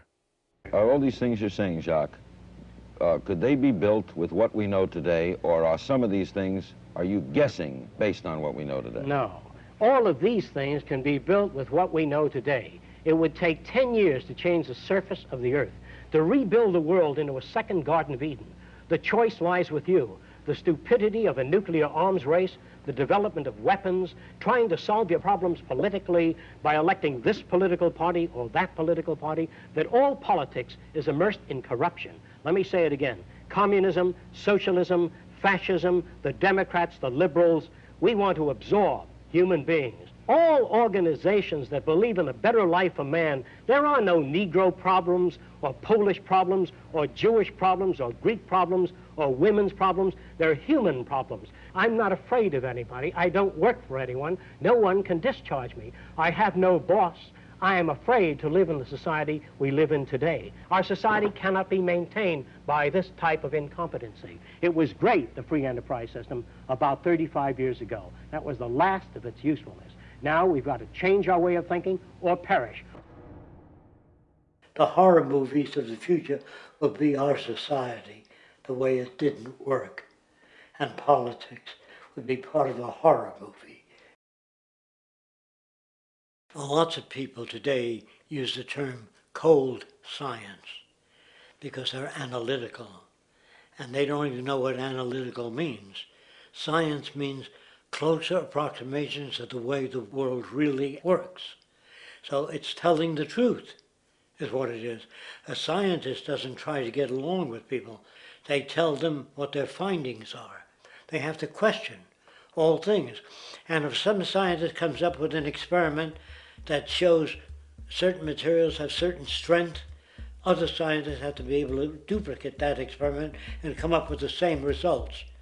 Even if a scientist feels that an airplane wing, due to mathematics or calculations, can hold up a given amount of weight, they still pile sandbags on it to see when it breaks. And they say, you know, my calculations are right, or they're not correct. I love that system because it's free of bias and free of thinking that math can solve all the problems. You have to put your math to test also. I think that every system that can be put to test should be put to test, and that all decisions should be based upon research. A resource-based economy is simply the scientific method applied to social concern, an approach utterly absent in the world today. Society is a technical invention, and the most efficient methods of optimized human health, physical production, distribution, city infrastructure, and the like reside in the field of science and technology, not politics or monetary economics. It operates in the same systematic way as, say, an airplane, and there is no Republican or liberal way to build an airplane. Likewise, nature itself is the physical referent we use to prove our science, and it is a set system, emerging only from our increased understanding of it. In fact, it has no regard for what you subjectively think or believe to be true. Rather, it gives you an option. You can learn and fall in line with its natural laws and conduct yourself accordingly, invariably creating good health and sustainability, or you can go against the current to no avail. It doesn't matter how much you believe you can just stand up right now and walk on the wall next to you. The law of gravity will not allow it. If you do not eat, you will die. If you are not touched as an infant, you will die. As harsh as it may sound, nature is a dictatorship, and we can either listen to it and come in harmony with it, or suffer the inevitable adverse consequences. So, a resource-based economy is nothing more than a set of proven, life-supporting understandings where all decisions are based upon optimized human and environmental sustainability. It takes into account the empirical life ground, which every human being shares as a need, regardless, again, of their political or religious philosophy. There is no cultural relativism to this approach. It isn't a matter of opinion. Human needs are human needs, and having access to the necessities of life, such as clean air, nutritious food, and clean water, along with a positively reinforcing, stable, nurturing, and non-violent environment, is demanded for our mental and physical health, our evolutionary fitness, and hence the species' survival itself. A resource-based economy would be based upon available resources. You can't just bring a lot of people to an island or build a city of 50,000 people without having access to the necessities of life. So when I use the term a comprehensive systems approach, I'm talking about doing an inventory of the area first and determining what that area can supply, not just architectural approach, not just design approach, but design must be based on all of the requirements to enhance human life. And that's what I mean by an integrated way of thinking. Food, clothing, shelter, warmth, love, all those things are necessary. If you deprive people of any of them, you have a lesser human being, less capable of functioning. As previously outlined, a resource-based economy's ground-up, global, systems approach to extraction, production, and distribution is based upon a set of true economic mechanisms, or strategies, which guarantee efficiency and sustainability in every area of the economy. So, continuing this train of thought regarding logical design, what is next in our equation? Where does all this materialize? Cities. The advent of the city is a defining feature of modern civilization. Its role is to enable efficient access to the necessities of life, along with increased social support and community interaction. So how would we go about designing an ideal city? What shape should we make it? Square? Trapezoid? Well, given we're going to be moving around the thing, we might as well make it as equidistant as possible for ease, hence the circle. What should the city contain? Well, naturally we need a residential area, a goods production area, a power generation area, an agricultural area. But we also need nurturing as human beings, hence culture, nature, recreation, and education. So let's include a nice open park, an entertainment events area for cultural purposes and socializing, and educational and research facilities. And since we're working with a circle, it seems rational to place these functions in belts based on the amount of land required for each goal, along with ease of access. Very good. Now, let's get down to specifics. First, we need to consider the core infrastructure, or intestines, of the city organism. These would be the water, good, waste, and energy transport channels. Just as we have water and sewage systems under our cities today, we would extend this channeling concept to integrate waste recycling and delivery itself. No more mailmen or garbage men. It is built right in. We could even use automated pneumatic tubes and similar technologies. Same goes for transport. It needs to be integrated and strategically designed to reduce or even remove the need for wasteful, independent automobiles. Electric trams, conveyors, transveyors, and maglevs, which can take you virtually anywhere in the city, even up and down, along with connecting you to other cities as well. And of course, in the event an automobile is required, it is automated by satellite for safety and integrity. In fact, this automation technology is in working order right now. Automobile accidents kill about 1.2 million people every single year, injuring about 50 million. This is absurd and doesn't have to occur. Between efficient city design and automated driverless cars, this death toll can be virtually eliminated. Agriculture. Today, through our haphazard, cost-cutting industrial methods, using pesticides, excessive fertilizers, and other means, we have successfully destroyed much of the arable land on this planet, not to mention also extensively poisoning our bodies. In fact, industrial and agricultural chemical toxins now show up in virtually every human being tested, including infants. Fortunately, there is a glaring alternative: the soilless mediums of hydroponics and aeroponics, which also reduce nutrient and water requirements by up to 75% of our current usage.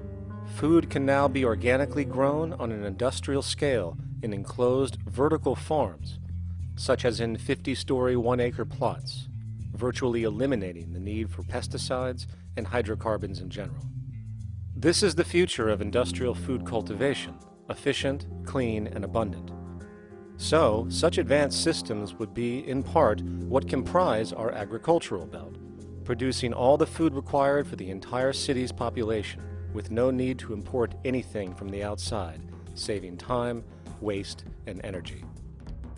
And speaking of energy, the energy belt would work in a systems approach to extract electricity from our abundant renewable mediums, specifically wind, solar, geothermal, and heat differentials, and if near water potentials, tidal and wave power. To avoid intermittency and make sure a positive net energy return occurs, these mediums would operate in an integrated system, powering each other when needed, while storing excessive energy to large supercapacitors under the ground, so nothing can go to waste. And not only does the city power itself, particular structures will also power independently and generate electricity through photovoltaic paints, structural pressure transducers, the thermocouple effect, and other current but underutilized technologies. But of course, this begs the question, how does this technology and goods in general get created in the first place? This brings us to production. The industrial belt, apart from having hospitals and the like, would be the hub of factory production. Completely localized overall, it would of course obtain raw materials by way of the global resource management system just discussed, with demand being generated by the population of the city itself. As far as the mechanics of production, we need to discuss a new, powerful phenomenon, which was sparked very recently in human history and is on pace to changing everything. It's called mechanization, or the automation of labor. Well, if you look around you, you'll notice that almost everything that we use today is built automatically. Your shoes, your clothes, your home appliances, your car, and so on, they are all built by machines in an automatic way. Can we say that the society has not been influenced by these major technological advancements? Of course not. These systems really dictate new structures and new needs, and they make a lot of other things obsolete. So we've been going up in the development and use of technology in an exponential way.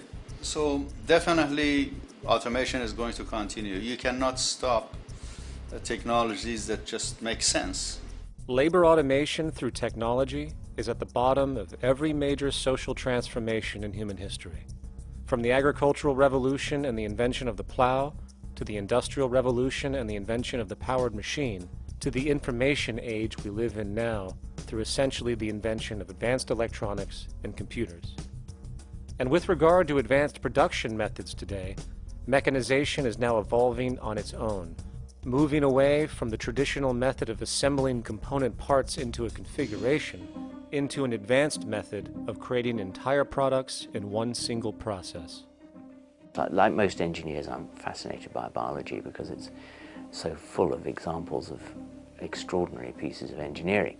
And absolutely, what biology is the study of things that copy themselves. Of course, that's good a definition of life as we've got.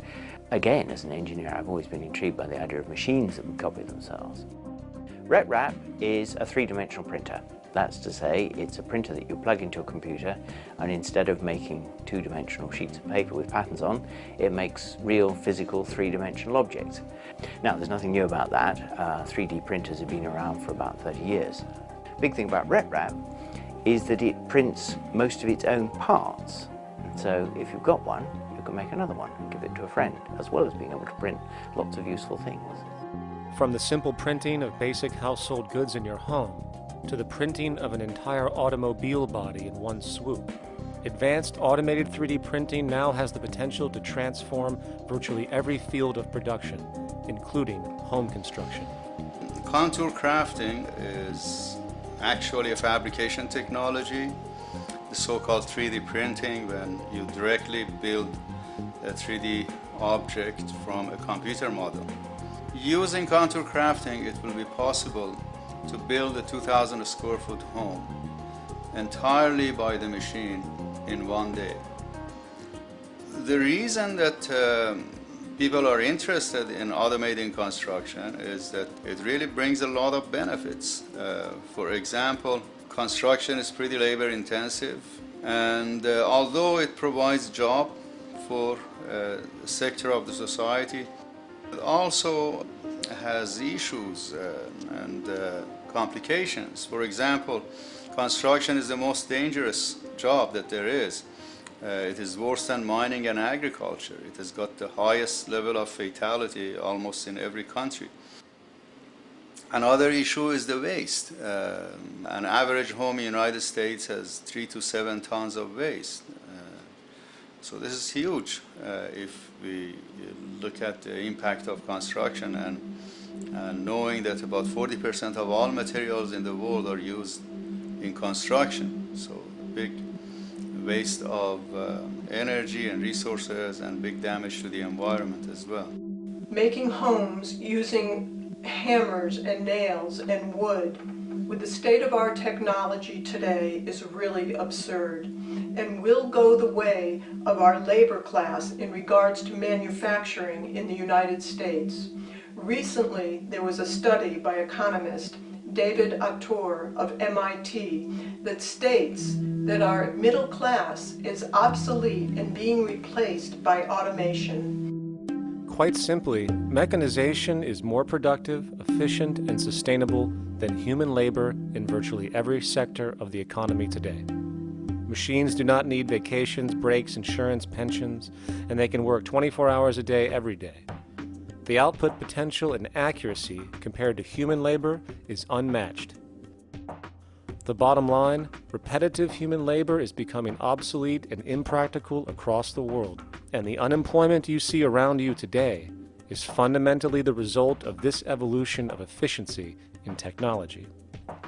For years, market economists have dismissed this growing pattern, which could be called technological unemployment, because of the fact that new sectors always seem to emerge to reabsorb the displaced workers. Today, the service sector is the only real hub left and currently employs over 80% of the American workforce, with most industrialized countries maintaining a similar proportion. However, this sector is now being challenged increasingly by automated kiosks, automated restaurants, and even automated stores. Economists today are finally acknowledging what they have been denying for years. Not only is technological unemployment exacerbating the current labor crisis we see across the world due to the global economic downturn, but the more the recession deepens, the faster the industries are mechanizing. The catch, which is not realized, is that the faster they mechanize to save money, the more they displace people, the more they reduce public purchasing power.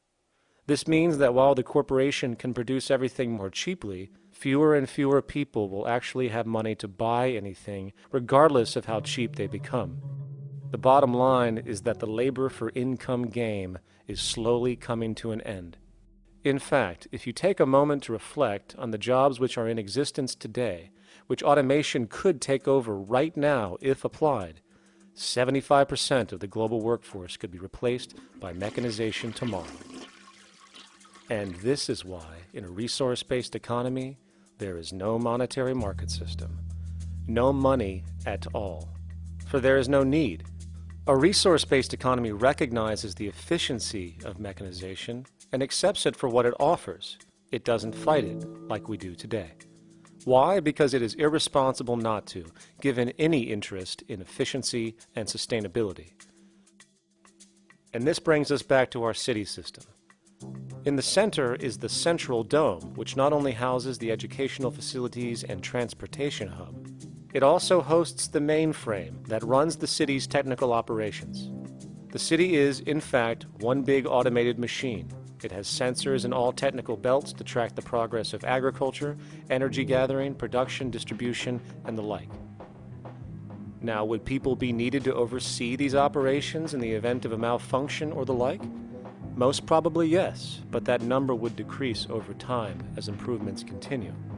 However, as of today, maybe 3% of the city population would be needed for this job when you break it down. And I can assure you that in an economic system which is actually designed to take care of you and secure your well-being, without you having to submit to a private dictatorship on a daily basis, usually to a job that is either technically unnecessary or socially pointless, while often struggling with debt that doesn't exist just to make ends meet. I guarantee you people will volunteer their time left and right to maintain and improve a system that actually takes care of them. And coupled with this issue of incentive comes the common assumption that if there isn't some external pressure for one to work for a living, people will just sit around, do nothing, and turn into fat, lazy blobs. This is nonsense.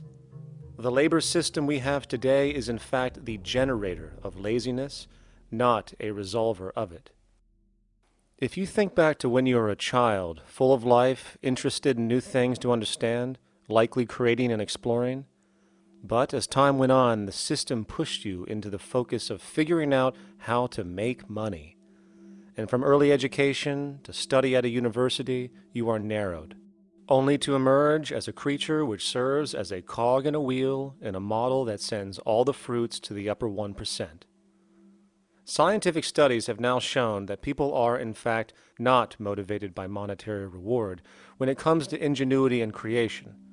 The creation itself is the reward. Money, in fact, appears only to serve as an incentive for repetitive, mundane actions, a role we have just now shown can be replaced by machine. So when it comes to innovation, the actual use of the human mind, the monetary incentive has proven to be a hindrance, interfering and detracting from creative thought. And this might explain why Nikola Tesla, the Wright brothers, and other inventors who contributed massively to our current world never showed a monetary incentive to do so. Money is, in fact, a false incentive and causes 100 times more distortion than it does contribution. Good morning, class. Please settle down. The first thing I would like to do is go around the room and ask what everyone would like to be when they grow up. Who would like to go first? Okay, how about you, Sarah? When I grow up, I want to work at McDonald's like my mom. Oh, family tradition, eh? How about you, Linda?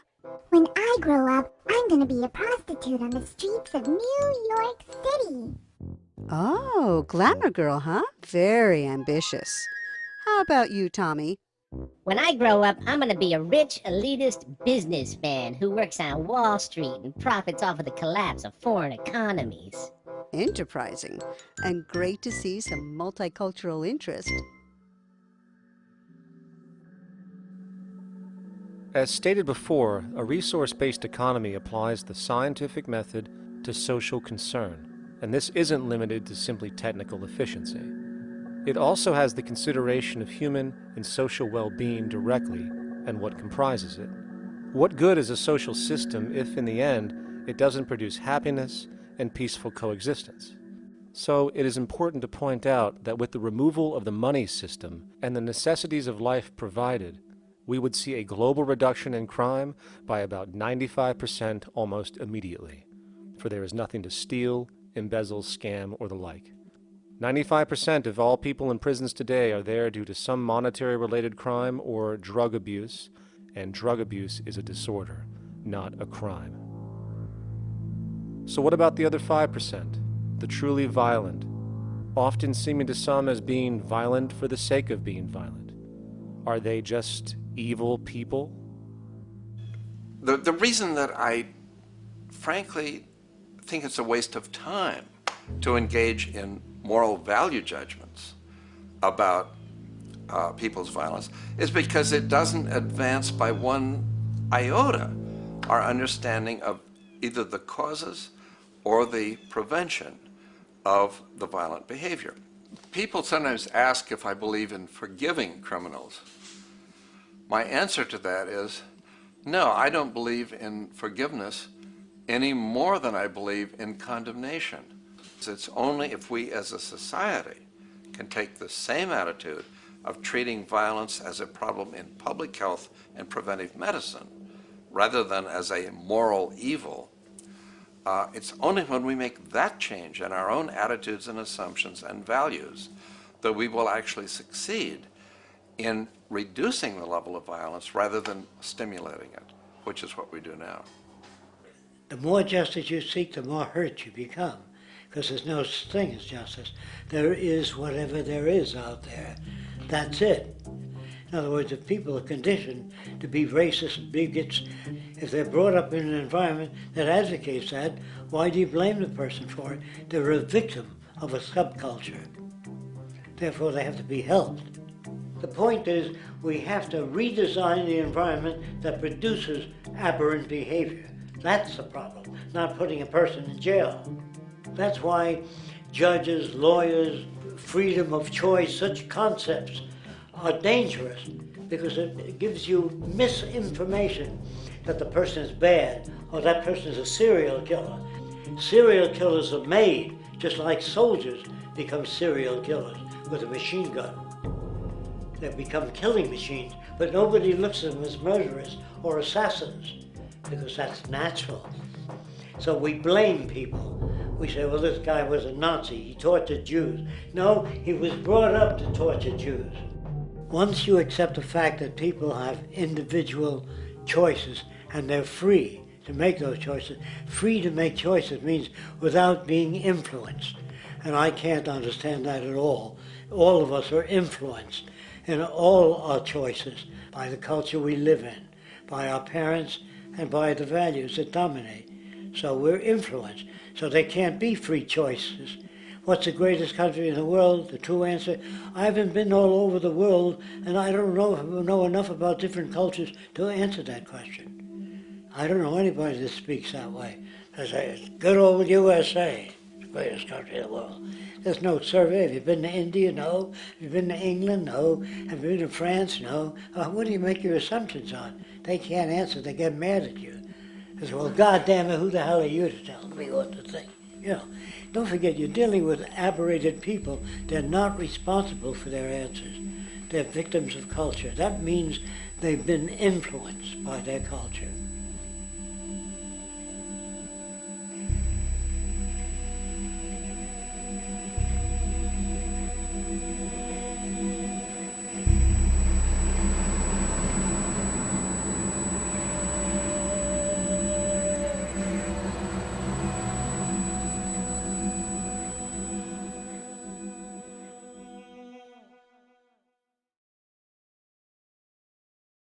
When we consider a resource-based economy, there are often a number of arguments that tend to come up with regard to the efficiency. Now hold on just a minute. Yes? I know what this is. This is called Marxism, buddy. Stalin killed 800 billion people because of ideas like this. My father died in the gulag. Hold on. Communist, fascist. You don't like America, you should just leave. All right, everybody just calm down. Death to the New World Order. Death to the New World Order. And as the irrationality of the audience grew, shocked and confused, suddenly the narrator suffered a fatal heart attack. And the seemingly communist propaganda film was no more.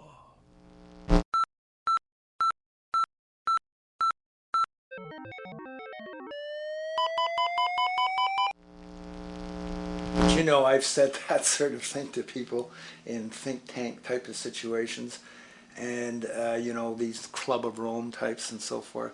Marxist? What Marxist? Where did that come from? You know, they got this icon they hold on to as their holy grail, and it's such an easy one, you know. People ask if I'm a socialist or a communist or a capitalist, and I say I'm none of the above. And why do you think that those are the only options? All of those political constructs were created by writers who assumed that we lived on a planet of infinite resources. Not a one of those political philosophies even contemplates that there might be a shortage of anything. I believe that communism, socialism, free enterprise, fascism are part of social evolution, that you can't take a giant step from one culture to another, but they're in-between systems. Before there's any ism, we've got a life ground, and the life ground is, as I just described most easily, it's all the conditions required to take your next breath, and that involves the air you breathe, the water you get, the safety you have, the education you can access, all these things that we share and use and that no life in any culture can do without. So we've got to reset down to the life ground, and the life ground is no longer any ism. It's life value analysis. It's simply a matter of historical fact that the dominant intellectual culture of any particular society reflects the interest of the dominant group in that society. In a slave-owning society, the beliefs about human beings and human rights and so on will reflect the needs of the slave owners. In a society which again is based on the power of certain people to control and profit from the lives and work of millions of others, the dominant intellectual culture will reflect the needs of the dominant group. And so that if you look across the board, the ideas that pervade psychology and sociology and history and political economy and political science fundamentally reflect certain elite interests. And the academics who question that too much tend to get shunted to the side or to be seen as sort of radicals. The dominant values of a culture tend to support and perpetuate what is rewarded by that culture. And in a society where success and status is measured by material wealth, not social contribution, it is easy to see why the state of the world is what it is today. We are dealing with a value system disorder, completely denatured, where the priority of personal and social health have become secondary to the detrimental notions of artificial wealth and limitless growth. And like a virus, this disorder now permeates every facet of government, news media, entertainment, and even academia. And built into its structure are mechanisms of protection from anything that might interfere. Disciples of the monetary market religion, the self-appointed guardians of the status quo, constantly seek out ways to avoid any form of thought which might interfere with their beliefs, the most common of which are projected dualities. If you are not a Republican, you must be a Democrat. If you are not a Christian, you might be a Satanist. And if you feel society can be greatly improved to consider perhaps, I don't know, taking care of everyone, you're just a utopianist. And the most insidious of them all, if you are not for the free market, you must be against freedom itself. I'm a believer in freedom. Every time you hear the word freedom being said anywhere or government interference said anywhere, it means, decoded, blocking maximization of turning money into more money for private money possessors. That's it. Every other thing they'll say, oh, we need more commodities for people, oh, this is freedom against tyranny and so forth. Every time you see it, you can decode it down to that. And I think you'll find a one-to-one correlation with every time they use it. And this is a sense in which we might call it's a syntax, a governing syntax of understanding and of value, so that it governs beneath their own recognition of it. So they may not say, oh, I didn't mean that at all, but in fact, that's what they do. Just like you may speak a grammar, and you have rules of grammar you follow without recognizing what the rules are. And so what we have is what I call the ruling value syntax that underlies this. So every time they use these words, government interference, lack of freedom, or progress, or development, you can decode them all to come back to mean that. Of course, when you hear the word freedom, it tends to be in the same sentence with something called democracy. It's fascinating how people today seem to believe that they actually have a relevant influence on what their government does, forgetting that the very nature of our system offers everything for sale. The only vote that counts is the monetary vote, and it doesn't matter how much any activist yells about ethics or accountability. In a market system, every politician, every legislation, and hence every government is for sale. And even with the $20 trillion bank bailout starting in 2007, an amount of money which could have changed, say, the global energy infrastructure to fully renewable methods, instead going to a series of institutions that literally do nothing to help society, institutions that could be removed tomorrow with no recourse, the blind conditioning that politics and politicians exist for the public well-being still continues. The fact is, politics is a business, no different than any other in a market system, and they care about their self-interest before anything else. I don't really, honestly, deep down believe in political action. I think the system contracts and expands as it wants to. It accommodates these changes. I think the civil rights movement was an accommodation on the part of those who own the country. I think they see where their self-interest lies. They see a certain amount of freedom seems good, an illusion of liberty. Give these people a voting day every year so that they'll have the illusion of meaningless choice. Meaningless choice that we go like slaves and say, "Oh, I voted." The limits of debate in this country are established before the debate even begins, and everyone else is marginalized. They're made to seem either to be communists or some sort of disloyal person, a kook, there's a word, and now it's conspiracy. Say, they've made that something that should not be even entertained for a minute, that powerful people might get together and have a plan. Doesn't happen. You're a kook. You're a conspiracy buff. And of all the mechanisms of defense of this system, there are two that repeatedly come up. The first is this idea that the system has been the cause of the material progress we have seen on this planet. Well, no. There are basically two root causes which have created the increased so-called wealth and population growth we see today. One, the exponential advancement of production technology, hence scientific ingenuity. And two, the initial discovery of abundant hydrocarbon energy, which is currently the foundation of the entire socioeconomic system. The free market, capitalist, monetary market system, whatever you want to call it, has done nothing but ride the wave of these advents with a distorted incentive system and a haphazard, grossly unequal method of utilizing and distributing those fruits. The second defense is a belligerent social bias generated from years of propaganda, which sees any other social system as a route to so-called tyranny, with various name droppings of Stalin, Mao, Hitler, and the death tolls they generated. Well, as despotic as these men might have been, along with the societal approaches they perpetuated, when it comes to the game of death, when it comes to the systematic daily mass murder of human beings, nothing in history compares to what we have today. Famines throughout at least the last century of our history have not been caused by a lack of food. They've been caused by relative poverty. The economic resources were so inequitably distributed that the poor simply didn't have enough money with which to buy the food that would have been available if they could have afforded to pay for it. That would be an example of structural violence.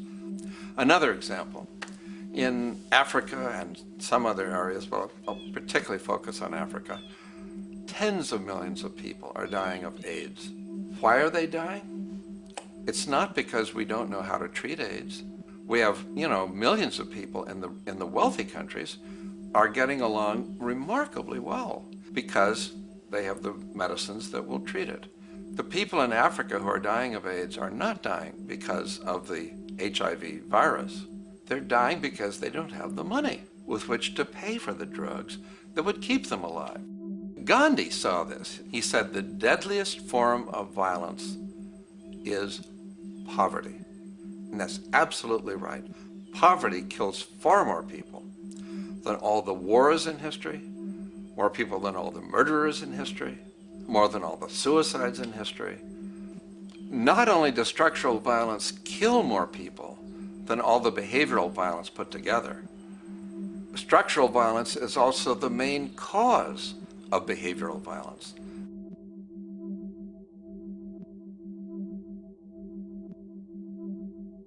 Oil is the foundation of, and it is present throughout the edifice of human civilization. There are 10 calories of hydrocarbon energy, oil and natural gas, in every calorie of food you and I eat in the industrialized world.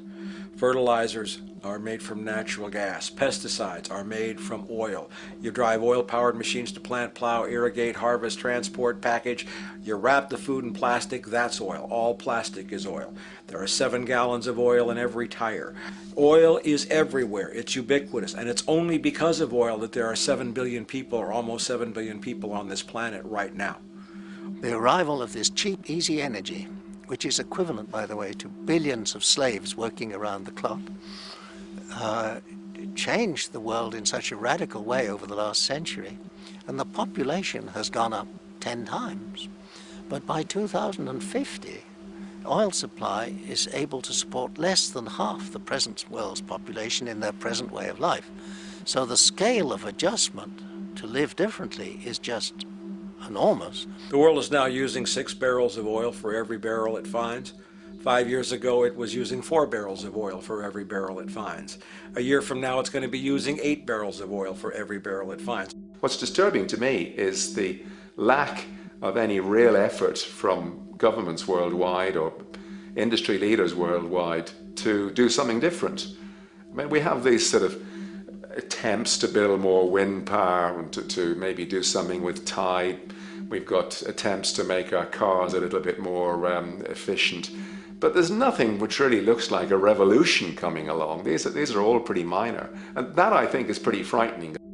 And the governments who are driven by these economists who don't really appreciate what we're talking about are trying to stimulate consumerism to restore past prosperity in the hope that they can restore the past. They're printing yet more money lacking any collateral at all. So if the economy improves and recovers and growth, famous growth comes back, it'll only be short-lived because within a short period of time, counted in months rather than years, it'll hit the supply barrier again.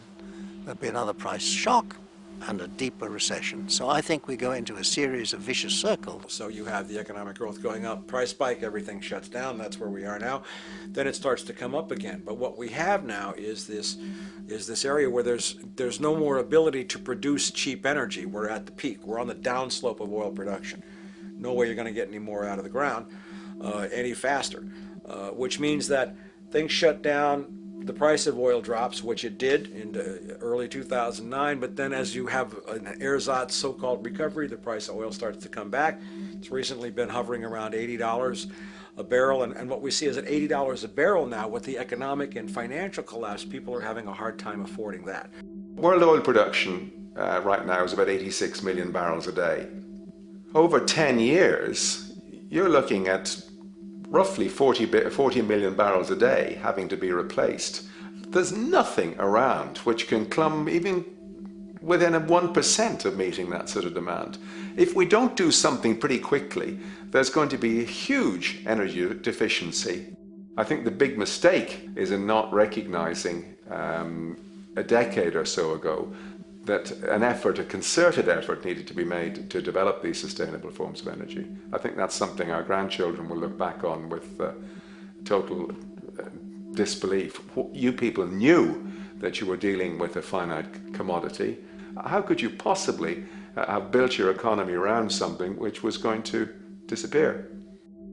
For the first time in human history, the species is now faced with the depletion of a core resource central to our current system of survival.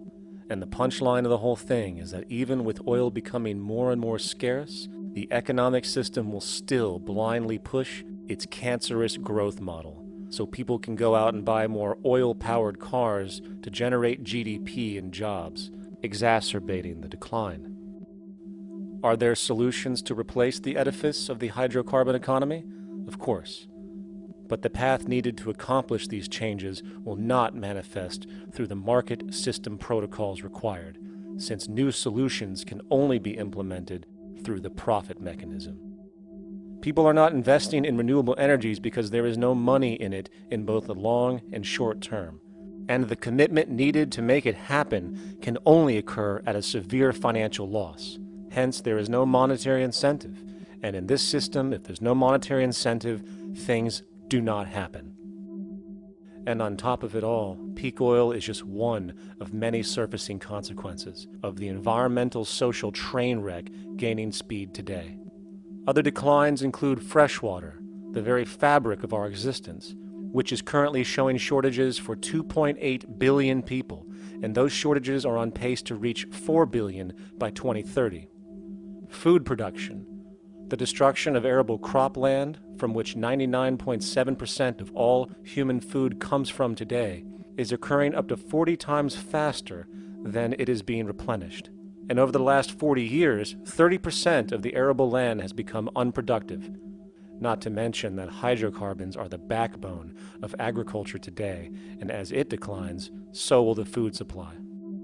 As far as resources in general, at our current patterns of consumption, by 2030 we will need 2 planets to continue our rates, not to mention the continual destruction of life-supporting biodiversity, causing extinction spasms and environmental destabilization across the globe. And with all of these declines, we have the near exponential population growth, where by 2030 there might be over 8 billion people on this planet. Energy production alone would need to increase 44% by 2030 to meet such demand. And again, since money is the only initiator of action, are we to expect that any country on the planet is going to be able to afford the massive changes needed to revolutionize agriculture, water processing, energy production, and the like, when the global debt pyramid scheme is slowly shutting the entire world down?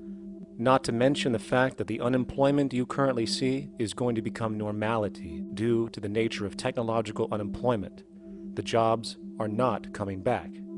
And finally, a broad social perspective. From 1970 to 2010, poverty on this planet doubled due to this system. And given our current state, do you honestly think we will see anything less than more doubling, more suffering, and more mass starvation? There is not going to be any recovery. This is not some long depression that we're someday going to pull out of.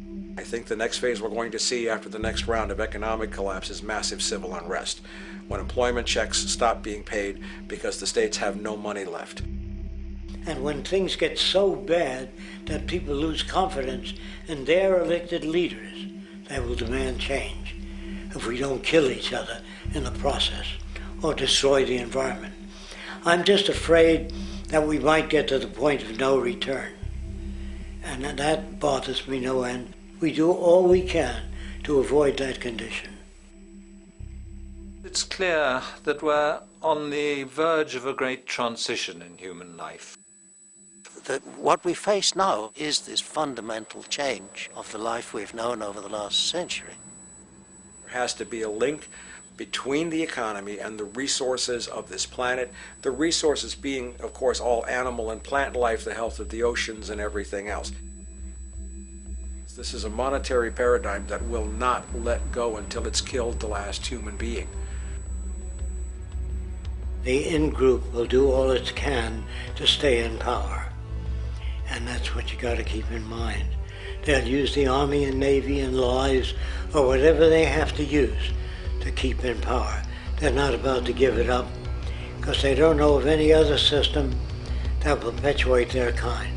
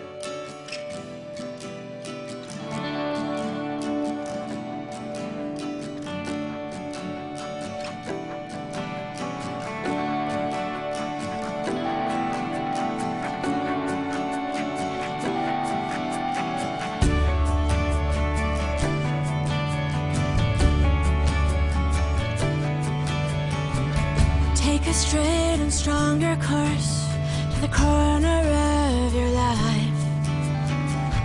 Just remember that the goal is for us all to capture all we want. We have to don't surround yourself with yourself. Move on back to squares.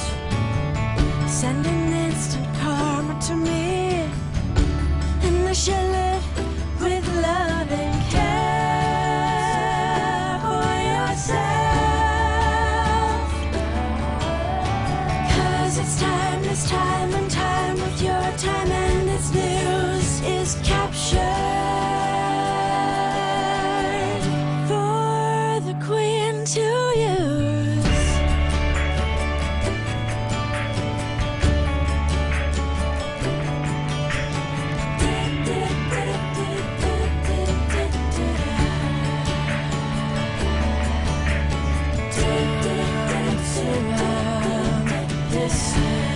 With yourself,